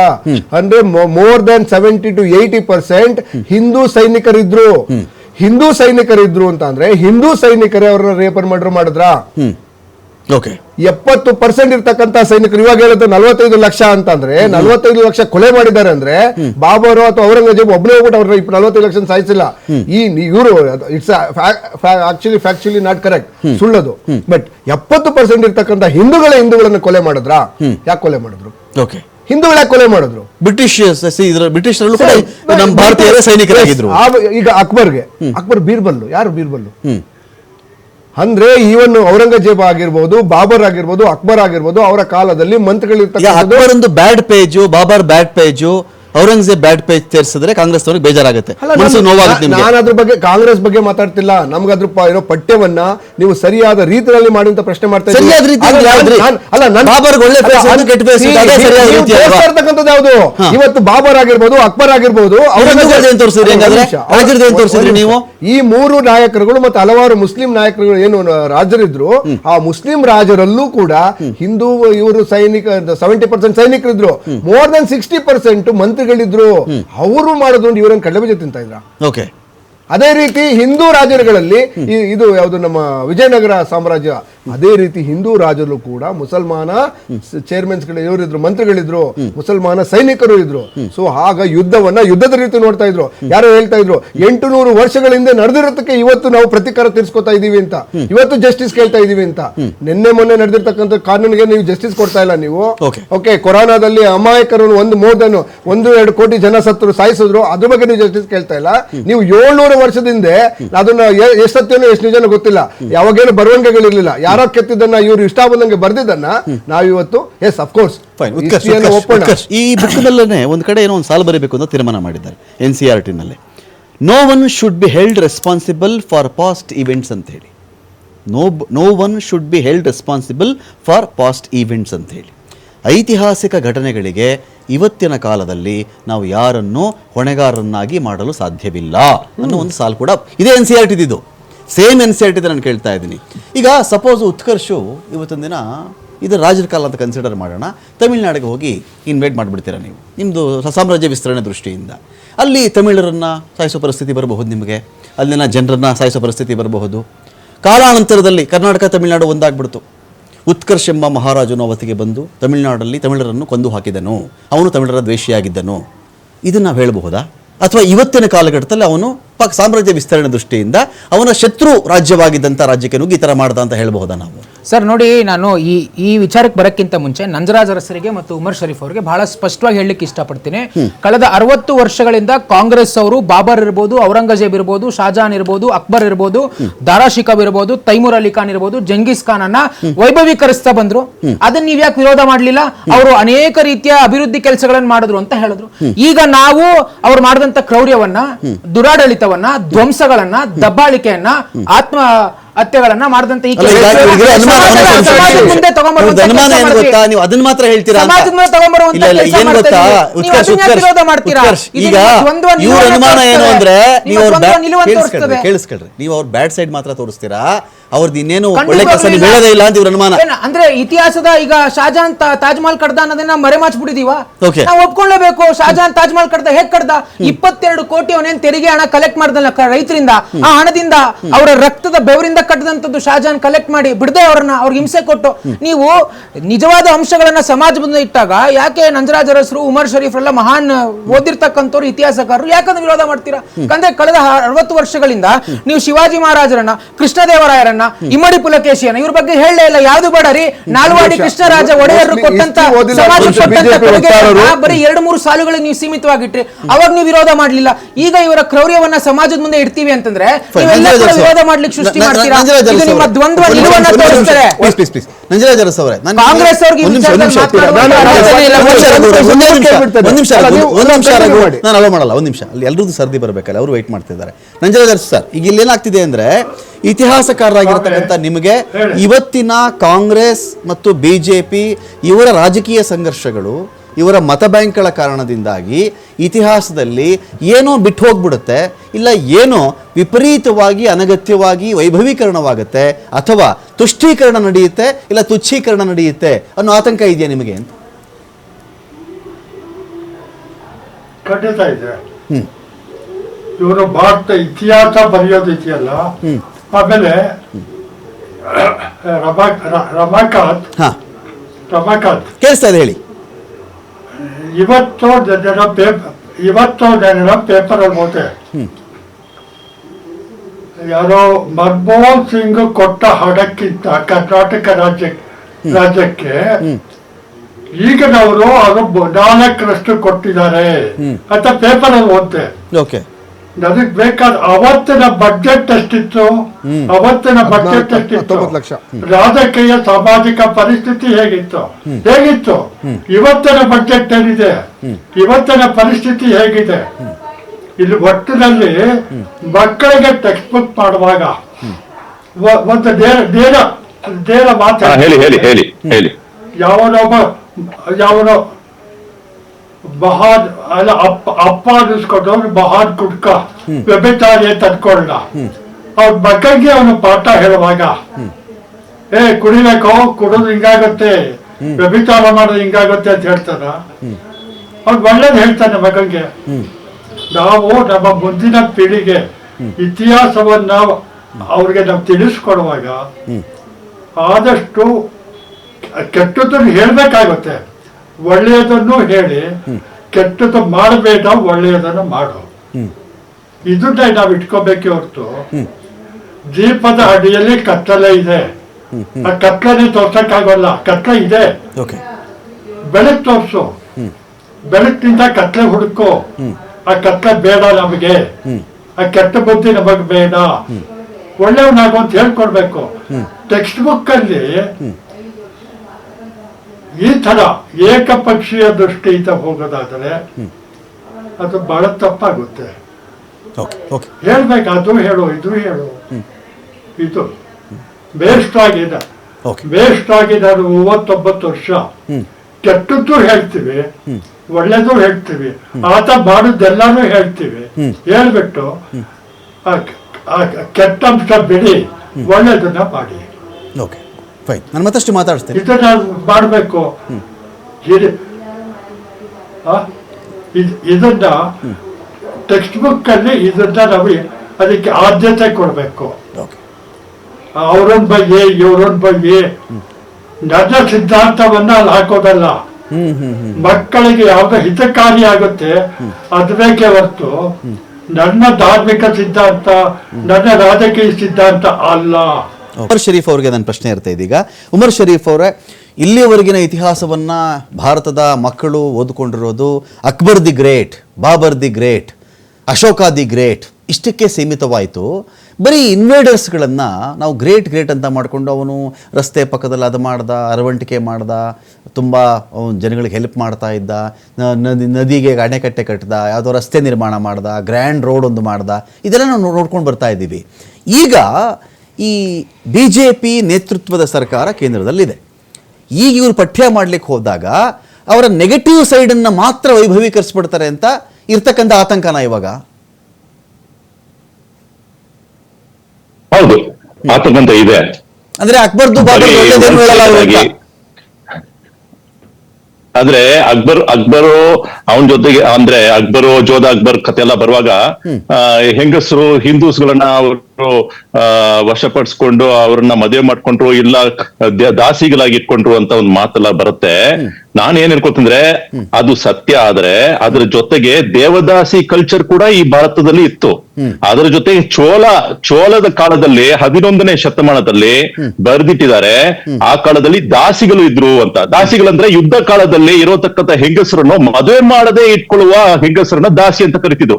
ಈ ದಾಸಿ ಕಲ್ಚರು, ದೇವದಾಸಿ ಕಲ್ಚರು ಮುಘಲ್ ಬಂದ ಮೇಲೆ ಇಲ್ಲಿ ಬಂದಿಲ್ಲ, ಅದಕ್ಕೆ ಮುಂಚೆ ಕೂಡ ಇಲ್ಲಿ ಇತ್ತು. ಮತ್ತೆ ಹರ್ಷ ಅಂದ್ರೆ ರಾಜಹರ್ಷ ಎಂಬ ಒಬ್ಬ ಮಹಾರಾಜ ಕಾಶ್ಮೀರ್ನಲ್ಲಿ 11ನೇ ಶತಮಾನದಲ್ಲಿ ಅವನು ಹೋಗಿ ಮಂದಿರಗಳಲ್ಲಿ ಧ್ವಂಸ ಮಾಡಿ ಹೆಂಗಸರನ್ನ ದಾಸಿಗಳಾಗಿ ಮಾಡಿರುವ ಇತಿಹಾಸ ಕೂಡ ಇವೆ. ಸೊ ಹಾಗಾಗಿ ಇದು ಏನು ಮುಸಲ್ಮಾನರಲ್ಲಿ ಮಾತ್ರ ಇದೆಲ್ಲ ನಡೆದಿತ್ತು ಅಂತ ಇಲ್ಲ, ಎಲ್ಲಾ ಕಾಲದಲ್ಲಿ ಎಲ್ಲಾ ಜಾಗದಲ್ಲಿ, ಇನ್ಕ್ಲೂಡಿಂಗ್ ರೋಮನ್ ಮತ್ತೆ ಪರ್ಷಿಯನ್ ಮತ್ತೆ ಅರೇಬ್ಸ್ ಮತ್ತೆ ಭಾರತದಲ್ಲಿ ಇಂತಹ ಒಂದು ಕಲ್ಚರ್ ಆ ಕಾಲದಲ್ಲಿ ಇತ್ತು. ಆ ಕಾಲ ನೀವು ಯುದ್ಧ ಕಾಲದಲ್ಲಿ ನೋಡಕ್ ಹೋದ್ರೆ ಅರ್ಜುನ ಬಂದು ಯುದ್ಧ ಮಾಡಿದ ನಂತರ ಸುಭದ್ರಾ, ಉಲೂಪಿ, ಚಿತ್ರಗಾಢ ಎಂಬ ಮೂವರನ್ನ ಅವರು ಮದುವೆ ಮಾಡ್ಕೊತಾರೆ. ಅದು ಏನಂದ್ರೆ ಯುದ್ಧ ಆದ ನಂತರ ಕ್ಯಾಂಪೈನ್ಸ್ ನಲ್ಲಿ ಸಿಗುವಂತ ಹೆಂಗಸರನ್ನ ಮದುವೆ ಮಾಡಿದಂತ ನಾವು ಇತಿಹಾಸ, ನಾವು ಪುಸ್ತಕಗಳಲ್ಲಿ ಓದಿದೀವಿ. ಅದು ಇಲ್ಲ ಅಂತ ಹೇಳಿದ್ರೆ ನಮ್ಗೇನು ಏನ್ ತಪ್ಪಾಗ ಅನ್ಸೋಲ್ಲ. ಇದೆಲ್ಲ ನಾವು ಓದಿದ್ದೀವಿ, ನಾವೆಲ್ಲ ಓದಿವಿ. ಮೈಥಾಲಜಿಕಲ್ ಬುಕ್ಸ್ ನಲ್ಲಿ ಓದುವಾಗ ದಶರಥನಿಗೆ 60,000 30,000 ಹೆಂಡತಿಗಳು ಅಂತ ನಾವು ಓದಿದ್ದೀವಿ. ಮತ್ತೆ 4 ಹೆಂಡತಿಗಳು ಅಂತ ಓದಿದೀವಿ. ಮತ್ತೆ ಕೃಷ್ಣನಿಗೆ ಎಷ್ಟೋ 1,00,000 ಏನೋ ಜಾಸ್ತಿ ಇದೆ ಆ ಹೆಂಗಸರ. ಸೊ ಇದೆಲ್ಲ ನಾವು ಓದಿರುವಾಗ ಏನೋ ಅಕ್ಬರ್ ಬಂದು ಮತ್ತೆ ಬೀರ್ಬಲ್ ಅಂದ್ರೆ ಅಕ್ಬರ್ ಮತ್ತೆ ಬಾಬರ್ ಬಂದ್ಮೇಲೆ ಇದೆಲ್ಲ ನಡೀತಿತ್ತು ಅಂತ ಹೇಳುವಾಗ ನಮ್ಗೆ ಆಶ್ಚರ್ಯ ಆಗತ್ತೆ. ಏನಿದು ಬೇರೆ ಹಿಂದೂ ಧರ್ಮದಲ್ಲಿ ನಾವು ಇಂಥದೆಲ್ಲ ಓದಿಲ್ವಾ? ಇದೆಲ್ಲ ಇತ್ತು, ಆದ್ರೆ ಅದೆಲ್ಲ ಮಾಡಕ್ಕಾಗತ್ತೆ ಇವತ್ತು 1947 ನಂತರ. ಉಮರ್ ಶರೀಫ್ ಅವ್ರೆ, ನಂದೊಂದು ಕ್ವಶನ್ ಇದೆ ಇಲ್ಲಿ, ನಾವಿಲ್ಲಿ ಧರ್ಮವನ್ನ, ಶತ್ರುತ್ವವನ್ನ, ಈಗೇನಾಗುತ್ತೆ, 2 ರಾಜರ ನಡುವೆ ಒಂದು ಫೈಟ್ ಆಗುತ್ತೆ ಅಂದ್ರೆ ಒಬ್ಬ ರಾಜ ಇನ್ನೊಬ್ಬ ರಾಜನ ಕಂಡ್ರಾಗಲ್ಲ, ಸಾಮ್ರಾಜ್ಯ ಎಕ್ಸ್ಪಾನ್ಷನ್ ಮಾಡಬೇಕು, ಅದಕ್ಕೆ ಮಾಡ್ತಾ ಅಂತ ಕನ್ಸಿಡರ್ ಮಾಡಬೇಕಾ? ಇವನು ಮುಸ್ಲಿಮನಾಗಿದ್ದ, ಇವನು ಹಿಂದೂ ಆಗಿದ್ದ ಅಂತ ನೋಡ್ಬೇಕಾ? ಇವತ್ತಿಗೆ ಇಲ್ಲಿವರೆಗೆ ಕಾಂಗ್ರೆಸ್ ಇತ್ತು, ಈಗ ಬಿಜೆಪಿ ಇದೆ, ಇದರ ಆಧಾರದ ಮೇಲೆ ಇತಿಹಾಸವನ್ನು ನೋಡ್ಬೇಕಾ ಅಂತ? ನೋಡಿ, ಆ ಕಾಲದಲ್ಲಿ ಧರ್ಮದ ಆಧಾರದ ಮೇಲೆ ಕೂಡ ಯುದ್ಧಗಳು ನಡೆದಿವೆ, ನಾವು ಇಲ್ಲ ಅಂತ ಹೇಳಕ್ಕಾಗಲ್ಲ. ರಾಜಕಾರಣಿಗಳು ರಾಜಕಾರಣಕ್ಕೋಸ್ಕರ ಕೂಡ ಯುದ್ಧಗಳು ನಡೆದಿವೆ, ಧರ್ಮಗಳ ಕಾರಣಕ್ಕೋಸ್ಕರ ಕೂಡ ಯುದ್ಧಗಳು ನಡೆದಿವೆ. ಸೊ ನಾವೇನು ಇಲ್ಲ ಅಂತ ಹೇಳಕ್ಕಾಗಲ್ಲ. ಇದು ತಿರುಚಿ ನಾವು ಮಾತಾಡಿದ್ರೆ ಅದು ಸುಳ್ಳಾಗತ್ತೆ. ಹಾಗಾಗಿ ಅದು ನಡೆದಿದೆ ಅಂತ ನಾವು ಒಪ್ಕೊಳ್ಳೋಣ. ಆದ್ರೆ ಬರೀ ಮುಸಲ್ಮಾನರು ಮಾತ್ರ ಮಾಡಿದ್ರು ಅಂತ ಹೇಳಿದ್ರೆ ಅದು ಸುಳ್ಳಾಗತ್ತೆ. ಆ ಕಾಲದಲ್ಲಿ, ಆ ಕಾಲಘಟ್ಟದಲ್ಲಿ ಇದ್ರ ಎಲ್ಲಾ ಸಾಮ್ರಾಜ್ಯಗಳಲ್ಲಿ ಕೂಡ ಇಂಥದ್ದು ನಡೆದಿದೆ. ಈಗ ಬಾಬರ್ ಬಗ್ಗೆ, ಅಕ್ಬರ್ ಬಗ್ಗೆ, ಔರಂಗಜೇಬ್ ಬಗ್ಗೆ ಏನ್ ಬರೀಬೇಕು NCERT ಅವರು ಅಂತ ನಿಮ್ಮ ಎಕ್ಸ್ಪೆಕ್ಟೇಷನ್ಸ್? ಇರೋದನ್ನ ಹಾಗೆ ಬರೀರಿ, ನೀವೇನು ಕಡಿಮೆಯಾಗಿ ಬರಿಬೇಡಿ. ಅವ್ರು ಏನೋ ಧ್ವಂಸ ಮಾಡಿದ್ರ ಅಂತ ಬರೀರಿ, ಅದ್ರಲ್ಲಿ ಏನು ಕಡಿಮೆ ಮಾಡಬೇಡಿ. ಬಟ್ ಇಲ್ಲಿ ಇವ್ರು ಮಾತ್ರ ಧ್ವಂಸ ಮಾಡಿದ್ರಂತ ನೀವು ಬರೆದ್ರೆ ತಪ್ಪಾಗತ್ತೆ. ಇವತ್ತಿನ ಮುಸ್ಲಿಮರಿಗೆ, ಉಮರ್ ಶರೀಫ್ ಅವರೇ, ಇವತ್ತಿನ ಮುಸ್ಲಿಮರಿಗೆ, ಇವತ್ತಿನ ಅಲ್ಪಸಂಖ್ಯಾತ ಮತದಾರರಿಗೆ ಈ ತರ ಇತಿಹಾಸ ಬರೆಯುವುದರಿಂದ, ಬರೆಸಲ್ಪಡುವುದರಿಂದ ಅವರು ಹಾಕುವ ಮತಗಳ ಮೇಲೆ ಪರಿಣಾಮ ಬೀರಬಲ್ಲುದೆ? ನೋಡಿ, ಇವತ್ತಿನ ಕಾಲದಲ್ಲಿ ಯಾರು ಪಠ್ಯ ಪುಸ್ತಕದಲ್ಲಿ ಇರುವ ವಿಚಾರಗಳು ಮಾತ್ರ ಅವ್ರ ಕಿವಿಗೆ ಬರ್ತಿಲ್ಲ. ಇವಾಗ ಎಷ್ಟೋ ಅನೇಕ ಮೀಡಿಯಾಗಳು ಇವೆ, ಚಾಟ್ GPT ಇವೆ, ಮತ್ತೆ ಯೂಟ್ಯೂಬ್, ಇಂಟರ್ನೆಟ್ ಅವೆಲ್ಲ ಇದೆ. ಸೊ ಹಾಗಾಗಿ ಬರೀ ಪಠ್ಯ ಪುಸ್ತಕದಲ್ಲಿ ಬರೋದು ಇಟ್ಕೊಂಡು ಎಲ್ಲಾರು ಮೈಂಡ್ ಅದರಲ್ಲೇ ಫುಲ್ ಆಗಿ ಇಂಪ್ಯಾಕ್ಟ್ ಆಗತ್ತೆ ಅಂತಿಲ್ಲ. ಎಷ್ಟೋ ವಿಚಾರಗಳು ನಮ್ ಕಿವಿಗೆ ಬಂದ್ ಬೀಳ್ತಿದೆ, ಅದೇ ರೀತಿ ಮಕ್ಕಳ ಕಿವಿಗಳಿಗೂ ಬೀಳುತ್ತಿದೆ. ಸೊ ಹಾಗಾಗಿ ಈ ಒಂದು ಪಠ್ಯ ಪುಸ್ತಕದಲ್ಲಿ ಬರೋ ಕಾರಣಕ್ಕೋಸ್ಕರ ಇಡೀ ಭಾರತವನ್ನು ಅವ್ರು ವಶ ಪಟ್ಕೊಂಡು ಅವ್ರ ಕಂಟ್ರೋಲ್ ನಲ್ಲಿ ತಗೊಳ್ಬಿಡ್ತಾರೆ ಅಂದ್ರೆ ಅದೆಲ್ಲ ಸುಳ್ಳಾಗತ್ತೆ. ಇವತ್ತಿಗೂ ಕೂಡ ಬಿಜೆಪಿ ಒಂದ್ ಪೀಕ್ ಇತ್ತು, ಅದ್ವಾನಿ ಅವರು ಪೀಕ್ ತಂದ್ರು, ಆಮೇಲೆ ಮೋದಿ ಅವರು ಇನ್ನೊಂದು ಪೀಕ್ ತಗೊಂಡ್ರು, ಅದರ ನಂತರ ಅದ್ ಕೆಳಗೆ ಬೀಳಕ್ಕೆ ಶುರು ಆಗಿದೆ ಅಂತ ಅದನ್ನು ನೋಡ್ತಾ ಇದೀವಿ. ನೋಡಿ, ಎಲ್ಲಾ ಒಂದೇ ಕಾಲದಲ್ಲಿ ಎಲ್ಲಾ ಕಾಲಕ್ಕೂ ಒಂದೇ ರೀತಿ ಇರತ್ತಂತ ಇಲ್ಲ. ಜನರಿಗೆ ಊಟ ಬೇಕು, ಜನರಿಗೆ ಆಹಾರ ಬೇಕು, ಕೆಲಸ ಬೇಕು, ಮತ್ತೆ ಅವ್ರಿಗೆ ಮನೆ ಮಾಡ್ಕೊಳ್ಬೇಕು, ಒಡವೆ ಬೇಕು. ಅದಕ್ಕೆ ಏನು ಯಾವ ರಾಜ್ಯಕ್ಕೆ ಮುಂದೆ ಬಂದು ಅದಕ್ಕೆ ವ್ಯವಸ್ಥೆ ಮಾಡ್ಕೊಡ್ತಾನೋ ಅವ್ರಿಗೆ ಓಟ್ ಹಾಕ್ತಾರೆ. ನೀವು ಬರೀ ಪಠ್ಯ ಪುಸ್ತಕದಲ್ಲಿ ಹಿಂದೆ ರಾಜ ಮಹಾರಾಜರು ಇಂಥದ್ದು ಆಡಳಿತ ಮಾಡಿದ್ರು ಅಂತ ಹೇಳಿದ ಕೂಡಲೇ ನೀವು ಓಟ್ ಸಿಗತ್ತೆ ಅಂತ ಹೇಳಿದ್ರೆ ಅದು ಓಟ್ ಅಂತೂ ಸಿಗಲ್ಲ, ಹಂಗಂತೂ ಓಟ್ ಸಿಗಲ್ಲ. ಧರ್ಮೇಂದ್ರ ಅವರೇ, ಪಠ್ಯ ಪುಸ್ತಕ ಒಂದು ಸಮುದಾಯಗಳ ಮೇಲೆ, ಒಂದು ಜನಾಂಗದ ಮೇಲೆ, ಒಂದು ತಲೆಮಾರಿನ ಮೇಲೆ ದೊಡ್ಡ ಪರಿಣಾಮ ಬೀರುತ್ತೆ ಅನ್ನೋ ಕಾಲಘಟ್ಟ ಹೊರಟು ಹೋಗಿದೆ. ಬೇಕಾದಷ್ಟು ವಿಷಯ ಇದೆ. ಈಗ ನಾವು ಮಾತನಾಡಿದ್ದೆಲ್ಲ ಈಗ ಒಂದಷ್ಟು ಅಂಕಿ ಸಂಖ್ಯೆಗಳು ಹೇಳ್ತಾ ಇದ್ರು, 45 ಲಕ್ಷ ಜನ ಸಾಯಿಸ್ತಾ 22 ಕೋಟಿ ಕಲೆಕ್ಷನ್ ಆಗಿತ್ತು ಇವತ್ತಿನ ಕಾಲಘಟ್ಟದಲ್ಲಿ, ಇವತ್ತಿನ ಲೆಕ್ಕದಲ್ಲೆಲ್ಲ ಲೆಕ್ಕ ಹಾಕೊಂಡ್ರೆ ಅಂತೆಲ್ಲ. ಒಂದೊಂದು 5 ಸೆಕೆಂಡ್ಗೆ AI ಹೋಗಿ ವಿಷಯ ಕೊಟ್ಟುಬಿಟ್ರೆ ಗೊತ್ತಾಗ್ಬಿಡುತ್ತೆ ನಿಜಾನ ಸುಳ್ಳ. AI ಆರ್ಟಿಫಿಷಿಯಲ್ ಇಂಟೆಲಿಜೆನ್ಸ್ಗೆ ಜಸ್ಟ್ ಒಂದು ಸರ್ಚ್ ಕೊಟ್ಬಿಟ್ರೆ ಧರ್ಮೇಂದ್ರ ಮಾತಾಡಿದ ನಿಜಾನ, ಉಮರ್ ಶರೀಫ್ ನಿಜಾನ, ರಮಾಕಾಂತ, ರಘು ದೊಡ್ಡರಿನ, ಉತ್ಕರ್ಷ, ನಂಜರಾಜ್ ಅರಸ್ ಅವರ ಅಲ್ಲೇ ಜಾತಕ ಬಂದುಬಿಡುತ್ತೆ. ನಾವು ಯಾರು ಏನು ಮಾತಾಡಿದ್ರು ಬಂದುಬಿಡುತ್ತೆ ಅಲ್ಲಿ. ಸೊ ಹೀಗಿದ್ದಾಗ ಪಠ್ಯ ಪುಸ್ತಕದಲ್ಲಿ ಈಗ ಇದು ನಮ್ಮ ಕಾಲ, ನಾವು ಅದನ್ನೆಲ್ಲ ಹೇಳ್ತಾ ಇದ್ದೀವಿ ಅಂತ ಹೋಗುವುದರಿಂದ ಏನಾದರೂ ಪರಿಣಾಮ ಆಗುತ್ತೆ ಅಂತ ನಿಮ್ಗೆ ಅನಿಸ್ತಾ ಇದೆಯಾ, ಅಥವಾ ಇಲ್ಲ ರೀ ನಮಗೆ ಮುಚ್ಚಿಟ್ಟಿದ್ದಂಥ ಇತಿಹಾಸವನ್ನ ಹೇಳಿದ ಸಮಾಧಾನ ಇದೆ ಅಂತ ನಮ್ಗೆ ಅನಿಸುತ್ತೆ ಅಂತ ಹೇಳ್ತೀರಾ? ಇಲ್ಲ ಸರ್, ಮಕ್ಕಳ ಮೇಲೆ ಖಂಡಿತವಾಗಿ ಸಹ ಇದು ಪರಿಣಾಮ ಬೀರುತ್ತೆ. ಯಾಕಂದ್ರೆ ನಾವು ತಿಳ್ಕೊಂಡಿದ್ದೇವೆ ಬೀರುವುದಿಲ್ಲ ಅಂತೇಳಿ. ಹೌದು, ನೀವು ಹೇಳಿದ ಮಾತಿಗೆ ಬರ್ತೇನೆ. ಇವತ್ತು ಫಿಂಗರ್ ಟಿಪ್ಸ್ ಅಲ್ಲಿ ಅಮೆರಿಕದಲ್ಲಿ ಏನ್ ನಡೀತಾ ಇದೆ ಅಥವಾ ವಿಶ್ವದಲ್ಲಿ ಏನ್ ನಡೀತಾ ಇದೆ ಅಂತ ತಿಳಿಯುವಂತ ಕಾಲ ಸತ್ಯ. ಆದ್ರೆ ಇವತ್ತು ನಾವು ಮನೆಯಲ್ಲಿ ನಾವು ಏನು ಹೇಳಿಕೊಡ್ತೇವೆ ಅಥವಾ ಶಾಲಾ ಕಾಲೇಜ್ಗಳಲ್ಲಿ ಏನು ಹೇಳಿಕೊಡ್ತೇವೆ, ಇದು ಅತ್ಯಂತ ದೊಡ್ಡ ಮಟ್ಟದ ಪರಿಣಾಮ ಮಕ್ಕಳ ತಲೆಯಲ್ಲಿ ಬೀಳುತ್ತೆ. ನಾವು ಇತಿಹಾಸವನ್ನ ಗಮನಿಸಿಕೊಂಡಾಗ ನಮಗೆ ಏನು ಹೇಳಿಕೊಟ್ಟಿದ್ದಾರೆ ಇವತ್ತು ಕೂಡ ನಮ್ಮ ತಲೆಯಲ್ಲಿ ಅದೇ ಇದೆ. ನಾವು ಅಕ್ಬರ್ ದ ಗ್ರೇಟ್ ಅಥವಾ ಬೀರ್ಬಲ್ ಒಂದು ದೊಡ್ಡವನು ಅಂಥದ್ದೆಲ್ಲವನ್ನು ತಿಳ್ಕೊಂಡು ಮತ್ತೆ ನಾವು ಅದರಿಂದ ಹೊರಗೆ ಬಂದು ಇತಿಹಾಸವನ್ನ ಗಮನಿಸಿಕೊಂಡಾಗ ಎಲ್ಲೋ ಒಂದು ಕಡೆಯಲ್ಲಿ ನಾವು ನಮ್ಮತನದಿಂದ ನಾವು ಹೊರಗಿದ್ದೇವೆ. ನಮಗೆ ಅದು ತಿಳಿಸಲೇ ಇಲ್ಲ, ನಮಗೆ ಅದನ್ನ ಗಮನಕ್ಕೆ ತರಕ್ಕೆ ಇಚ್ಛೆ ಪಟ್ಟಿಲ್ಲ ಆಗಿನ ಸರ್ಕಾರ. ಧರ್ಮೇಂದ್ರ ಅವರೇ, ಈಗ ಹೇಳಿ. ದಾದಾಜಿ ಕೊಂಡದೇವ, ಶಿವಾಜಿಯವರ ತಾಯಿ, ಶಿವಾಜಿಯವರ ತಂದೆ, ಕೃಷ್ಣದೇವರಾಯ ಅಥವಾ ಕೆಲ ದೊರೆಗಳು ಈ ಒಂದು ಕಾಲಘಟ್ಟದಲ್ಲಿ, ಅಥವಾ ನಮಗೆ ನಾಲ್ವಡಿ ಕೃಷ್ಣರಾಜ ಒಡೆಯರ್ ಅವರು, ಅಥವಾ ಈ ಕಡೆ ಬಂದು ವಿಶ್ವೇಶ್ವರಯ್ಯನವರು, ಮಿರ್ಜಾ ಇಸ್ಮಾಯಿಲ್ರು ಏನೇನು ಮಾಡಿದ್ರು, ಏನೇನು ಕಥೆಗಳು, ಅಥವಾ ಚಾಳುಕ್ಯರ ದೊರೆ, ಯಾರೋ ದೇವಸ್ಥಾನ ಕಟ್ಟದಂಥವನು, ಇದೆಲ್ಲ ಓದ್ಕೊಂಡಾಗ ನಾವು ಶಾಲಾ ಪಠ್ಯಕ್ರಮದಲ್ಲಿ ಓದಿದ್ದೆ ಇವತ್ತಿಗೂ ನಮ್ಮ ತಲೆಯಲ್ಲಿದೆಯಪ್ಪ. ಅವತ್ತಿಗೂ ಬಾಬರ್ ಅನ್ನೋ ಒಂದು ಪಾಠ ಇತ್ತು, ಅಕ್ಬರನ ಪಾಠನೋ ಇತ್ತು, ಗಜ್ನೀದಿತ್ತು, ಗೋರಿ ಇತ್ತು, ಲೂಟಿಕೋರರು ಬಂದಿದ್ರು, 17 ಬಾರಿ ದೇಶನ ಕೊಳ್ಳೆ ಹೊಡೆದ್ಬಿಟ್ರು ಅಂದಾಗ ಸಂಕಟ ಆಯ್ತು ನಮಗೆ. ಅಯ್ಯೋ ನಮ್ಮ ದೇಶ ಸಂಪತ್ತು ಹೊರಟೋಯ್ತು ಅಂತ ಹೇಳಿ. ಬ್ರಿಟಿಷರು 300 ವರ್ಷಗಳ ಕಾಲ ಸಾಗಿಸಿದ್ರು ಅಂದಾಗಲೂ ಕೂಡ ನಮ್ಗೆ ಹೊಟ್ಟೆ ಉರಿತು, ನಮ್ದೆಲ್ಲ ಸಾಗಿಸ್ಬಿಟ್ಟಿದ್ದಾರೆ ಅಂತ. ಕೊಹಿನೂರ್ ಅಲ್ಲಿ ಹೋಯ್ತು ಅಂದಾಗ ನೊಂದ್ಕೊಂಡು ಪಾಠ ಕೇಳಿದೀವಿ, ನಾವು ಅದನ್ನ ನೊಂದ್ಕೊಂಡು ಪಾಠ ಕೇಳಿದ್ದೀವಿ. ನಾವಿಲ್ಲಿ ಬಾಬರ್ನ ಪಿಕ್ ಮಾಡ್ಕೊಂಡ್ವಾ, ಮತಾಂತರ ಪಿಕ್ ಮಾಡ್ಕೊಂಡ್ವಾ, ನಾವು ಕೊಲೆಗಳು ಪಿಕ್ ಮಾಡ್ಕೊಂಡ್ವಾ, ನಿರ್ದಯಿ ರಾಜಕಾರಣದ ಪಿಕ್ ಮಾಡ್ಕೊಂಡ್ವಾ? ಇಲ್ಲ. ನಮ್ಗೆ ಅವತ್ತಿನ ಕಾಲಕ್ಕೆ ಈ ಪಾಠ ಮಾಡಿದ್ರಲ್ಲ, ಚಿತ್ರ ಸಮೇತ ತೋರಿಸೋರು ನಮಗೆ. ಎಷ್ಟು ಸಾಮ್ರಾಜ್ಯ, ಬಹಮನಿ ಸುಲ್ತಾನ್ ಏನ್ ಮಾಡಿದ್ರು, ಆದಿಲ್ ಶಾಹಿಗಳು ಏನ್ ಮಾಡಿದ್ರು, ಇಲ್ತಮಶ್ ಏನ್ ಮಾಡ್ದ, ಯಾರೇನ್ ಕುತುಬ್ ಮಿನಾರ್ ಯಾರು ಕಟ್ಟದ, ರೆಡ್ ಫೋರ್ಟ್ ಯಾರು ಕಟ್ಟದ, ನಾವು ಪಿಕ್ ಮಾಡ್ಕೊಳ್ಳಿಲ್ವಾ ಅದರಲ್ಲಿ? ಸರ್, ಅದನ್ನೇ ನಾನು ಹೇಳಿದ್ದು. ನಾನು ಪ್ರಾರಂಭದಲ್ಲಿ ಒಂದು ಮಾತನ್ನು ಹೇಳಿದೆ, ರಾಜಕೀಯವಾಗಿ ನೀವು ಈ ವಿಚಾರವನ್ನ ತಗೊಳ್ಬೇಡಿ. ಇದನ್ನು ಏನು ಇದೆ ಆ ಸತ್ಯವನ್ನ ಸತ್ಯವಾಗಿ ರಾಜಕೀಯ ಬರ್ತಾ ಇದೆ ಅಂತ ಮಾಡಿದಾಗ ಅದು ತಪ್ಪು ಅಂತ ನಾನು ಹೇಳ್ತಾ ಇರೋದು ಸರ್. ಅದೇ ತಪ್ಪಾಗಿರುವಂತದ್ದು. ನಾವು ಇತಿಹಾಸವನ್ನ ಓದಿದ್ದು ಕಾಂಗ್ರೆಸ್ಸಿನ ಆಡಳಿತದಲ್ಲಿ, ಕಾಂಗ್ರೆಸ್ಸಿನ ಮೈಂಡ್ ಸೆಟಪ್ ಮತ್ತೆ ಕಮ್ಯುನಿಸ್ಟರ ಮೈಂಡ್ ಸೆಟಪ್ಪಿನ ಮೇಲೆನೆ ನಾವು ಪಠ್ಯವನ್ನ ಓದಿರುವಂತದ್ದು. ಎಲ್ಲೂ ಕೂಡ ಶಿವಾಜಿ ಬಗ್ಗೆ ನಮಗೆ ತಿಳಿಸಿಕೊಡುವಂತದ್ದು ಬಹಳ ಕಡಿಮೆ. ರಾಣಾ ಪ್ರತಾಪರ ಬಗ್ಗೆ ತಿಳಿಕೊಟ್ಟಿರೋದು ಬಹಳ ಕಡಿಮೆ. ನಮ್ಮದು ಗುರು ಪರಂಪರೆಯ ಬಗ್ಗೆ ತಿಳಿಕೊಟ್ಟದ್ದು ಬಹಳ ಕಡಿಮೆ. ಇದನ್ನೆಲ್ಲವನ್ನು ಬಿಟ್ಟು ಯಾರೋ ಒಬ್ಬ ಅಫ್ಘಾನಿಸ್ತಾನದಿಂದ ಓಡಿ ಬಂದ. ಆಗ ನಮ್ಮ ಮಿತ್ರರು ಹೇಳಿದ್ರು, ಮುಸ್ಲಿಂ ವಿದ್ವಾಂಸರು, ಅದು ಅಖಂಡ ಭಾರತದ ಬಗ್ಗೆ ಚಿಂತನೆ ಅಂತ. ಅಖಂಡ ಭಾರತದ ಚಿಂತನೆ ಹೌದು, ಆದ್ರೆ ಅಫ್ಘಾನ್ ನಮ್ಮನ್ನು ಬಿಟ್ಟು ಯಾವಾಗಲೂ ಹೊರಟೋಗಿದೆ. ಈಗ ನಾವು ಅಖಂಡ ಭಾರತದ ಚಿಂತನೆಯನ್ನು ಮಾಡ್ಲಿಕ್ಕೆ ಆಗುದಿಲ್ಲ. ಶ್ರೀಲಂಕಾ ನಮ್ಮನ್ನು ಬಿಟ್ಟು ಹೋಗಿದೆ. ಎಲ್ಲ ಬಿಟ್ಟು ಪಾಕಿಸ್ತಾನ ನಮ್ಮ ಇದು 1947 ಪಾಕಿಸ್ತಾನ ಬಿಟ್ಟು ಹೋಯ್ತು. ಇದೇ ರೀತಿಯಲ್ಲಿ ಇನ್ಯಾವ ದೇಶಗಳ ರಾಜ್ಯಗಳು ನಮ್ಮನ್ನು ಬಿಟ್ಟು ಹೋಗುತ್ತೆ ನಮಗೆ ಸಹ ಗೊತ್ತಿಲ್ಲ. ನಮ್ಗೆ ಹೆದರಿಕೆ ಆಗ್ತಾ ಇದೆ. ಆ ದೃಷ್ಟಿಕೋನದಲ್ಲಿ ನಾವು ಗಮನಿಸಿಕೊಂಡಾಗ ನಮ್ಮ ಮಕ್ಕಳನ್ನ ಈ ದೇಶದ ಸಾಂಸ್ಕೃತಿಕವಾಗಿ ಬೆಳೆಸಬೇಕಾದ್ರೆ ಈ ನೆಲ ಜಲ ಸಂಸ್ಕೃತಿಗೆ ಕೊಟ್ಟಂತ, ಒಂದ್ ನಿಮಿಷ ಸರ್, ರಾಜ ಮಹಾರಾಜರ ಬಗ್ಗೆ ತಿಳಿಕೊಡಿಸೋದು ಕೂಡ ಅಗತ್ಯ ಇದೆ. ಅದನ್ನು ಕಾಂಗ್ರೆಸ್ ಮಾಡಿಲ್ಲ, ಕಮ್ಯುನಿಸ್ಟ್ ಮಾಡಿಲ್ಲ ಅಂತ ನಾನು ಹೇಳಲಿಕ್ಕೆ ಇಷ್ಟಪಡ್ತೀನಿ. ರಘು ದೊಡ್ಡರಿಗೆ NCERT ಏನೊಂದು ಪಠ್ಯವನ್ನು ಮಾಡಕ್ಕೆ ಹೊರಟಿದ್ದಾರೋ ಬಾಬರ್ ಬಗ್ಗೆ, ಅಕ್ಬರ್ ಬಗ್ಗೆ ಅಥವಾ ಔರಂಗಜೇಬ್ ಬಗ್ಗೆ, ನೀವು ಮೊದಲೇ ಡಿಸೈಡ್ ಮಾಡಿಬಿಟ್ಟು ನಿಮ್ಮ ಇತಿಹಾಸ ನೀವು ಕೊಟ್ಟಂಥ ಪಠ್ಯವನ್ನು ಸುಮಾರು 70-75 ವರ್ಷಗಳ ಕಾಲ ಸಹಿಸಿಕೊಂಡಿದೆ ಅಥವಾ ಅದನ್ನು ಓದಿದೆ ಅಂತ ಭಾವಿಸೋಣ. ಅವರು ಅದನ್ನು ಸಹಿಸ್ಕೊಂಡಿದ್ದೀವಿ ಅಂತಾರೆ, ಅಥವಾ ಭಾರತ ಓದಿದೆ ಅಂತ ನಾವು ಭಾವಿಸೋಣ. ಇನ್ನು ಪ್ರಸ್ತಾಪಿತ NCERTಯಲ್ಲಿ ಔರಂಗಜೇಬನ the other side of Aurangzeb, the other side of Babur, the other side of Akbar ಅಂತ ಹೇಳಿದ ತಕ್ಷಣನೇ ನಿಮ್ಗೆ ಇಷ್ಟೊಂದು ಸಂಕಟ, ಇಷ್ಟೊಂದು ಆಕ್ರೋಶ ಯಾಕೆ? ಅಲ್ಲ, ಒಂದ್ ನಿಮಿಷ, ನಾನು ಸಂಕಟನೂ ಪಟ್ಟಿಲ್ಲ, ನಾನು ಖುಷಿನೂ ಪಟ್ಟಿಲ್ಲ. ನಾನು ಪ್ರಶ್ನೆ ಮಾಡ್ತಾ ಇರ್ತಕ್ಕಂಥದ್ದು, ಒಂದು ಶೈಕ್ಷಣಿಕ ವ್ಯವಸ್ಥೆನ ಹಾಳು ಮಾಡಬೇಡಿ, ಈ ದೇಶದ ಭದ್ರ ಬುನಾದಿ ಆಗ್ಬೇಕಾಗಿರ್ತಕ್ಕಂಥ ಮಕ್ಕಳ ಭವಿಷ್ಯವನ್ನ, ದೇಶದ ಭವಿಷ್ಯವನ್ನ ಹಾಳು ಮಾಡಬೇಡಿ ಅಂತೇಳಿ ನಾನು ಹೀಗೆ ಪ್ರಶ್ನೆ ಕೇಳ್ತೀನಿ ಇವ್ರಿಗೇನೆ. 75 ವರ್ಷದಿಂದ ನಾವು ಏನು ಸಹಿಸ್ಕೊಳ್ಳೋದಲ್ಲ, 75 ವರ್ಷದಿಂದ ಯಾಕೆ ಕಡಲೆ ಬೀಜ ತಿಂತಾ ಇದ್ರ?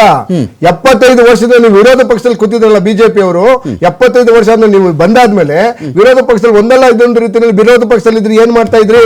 ಅವಾಗ ಕತ್ತೆ ಕಾಯ್ತಾ ಇದ್ರ ಅಥವಾ ಕಡಲೆ ಬೀಜ ತಿಂತಾ ಇದ್ರ? ಈಗ ಆಲ್ ಆಫ್ ಸಡನ್ ರಾಜಕೀಯವಾಗಿ ಯಾವಾಗ ಬಿಜೆಪಿ ಅಧಪತನಕ್ಕೆ ಹೋಗ್ತದೆ, ಯಾವಾಗ ಬಿಜೆಪಿ ದೇಶದ ಜನತೆ ಅವರನ್ನು ತಿರಸ್ಕಾರ ಮಾಡ್ತಾರೆ, ಅವಾಗ ಮಾತ್ರ ಈ ವಿಚಾರಗಳು ಬರ್ತವೆ.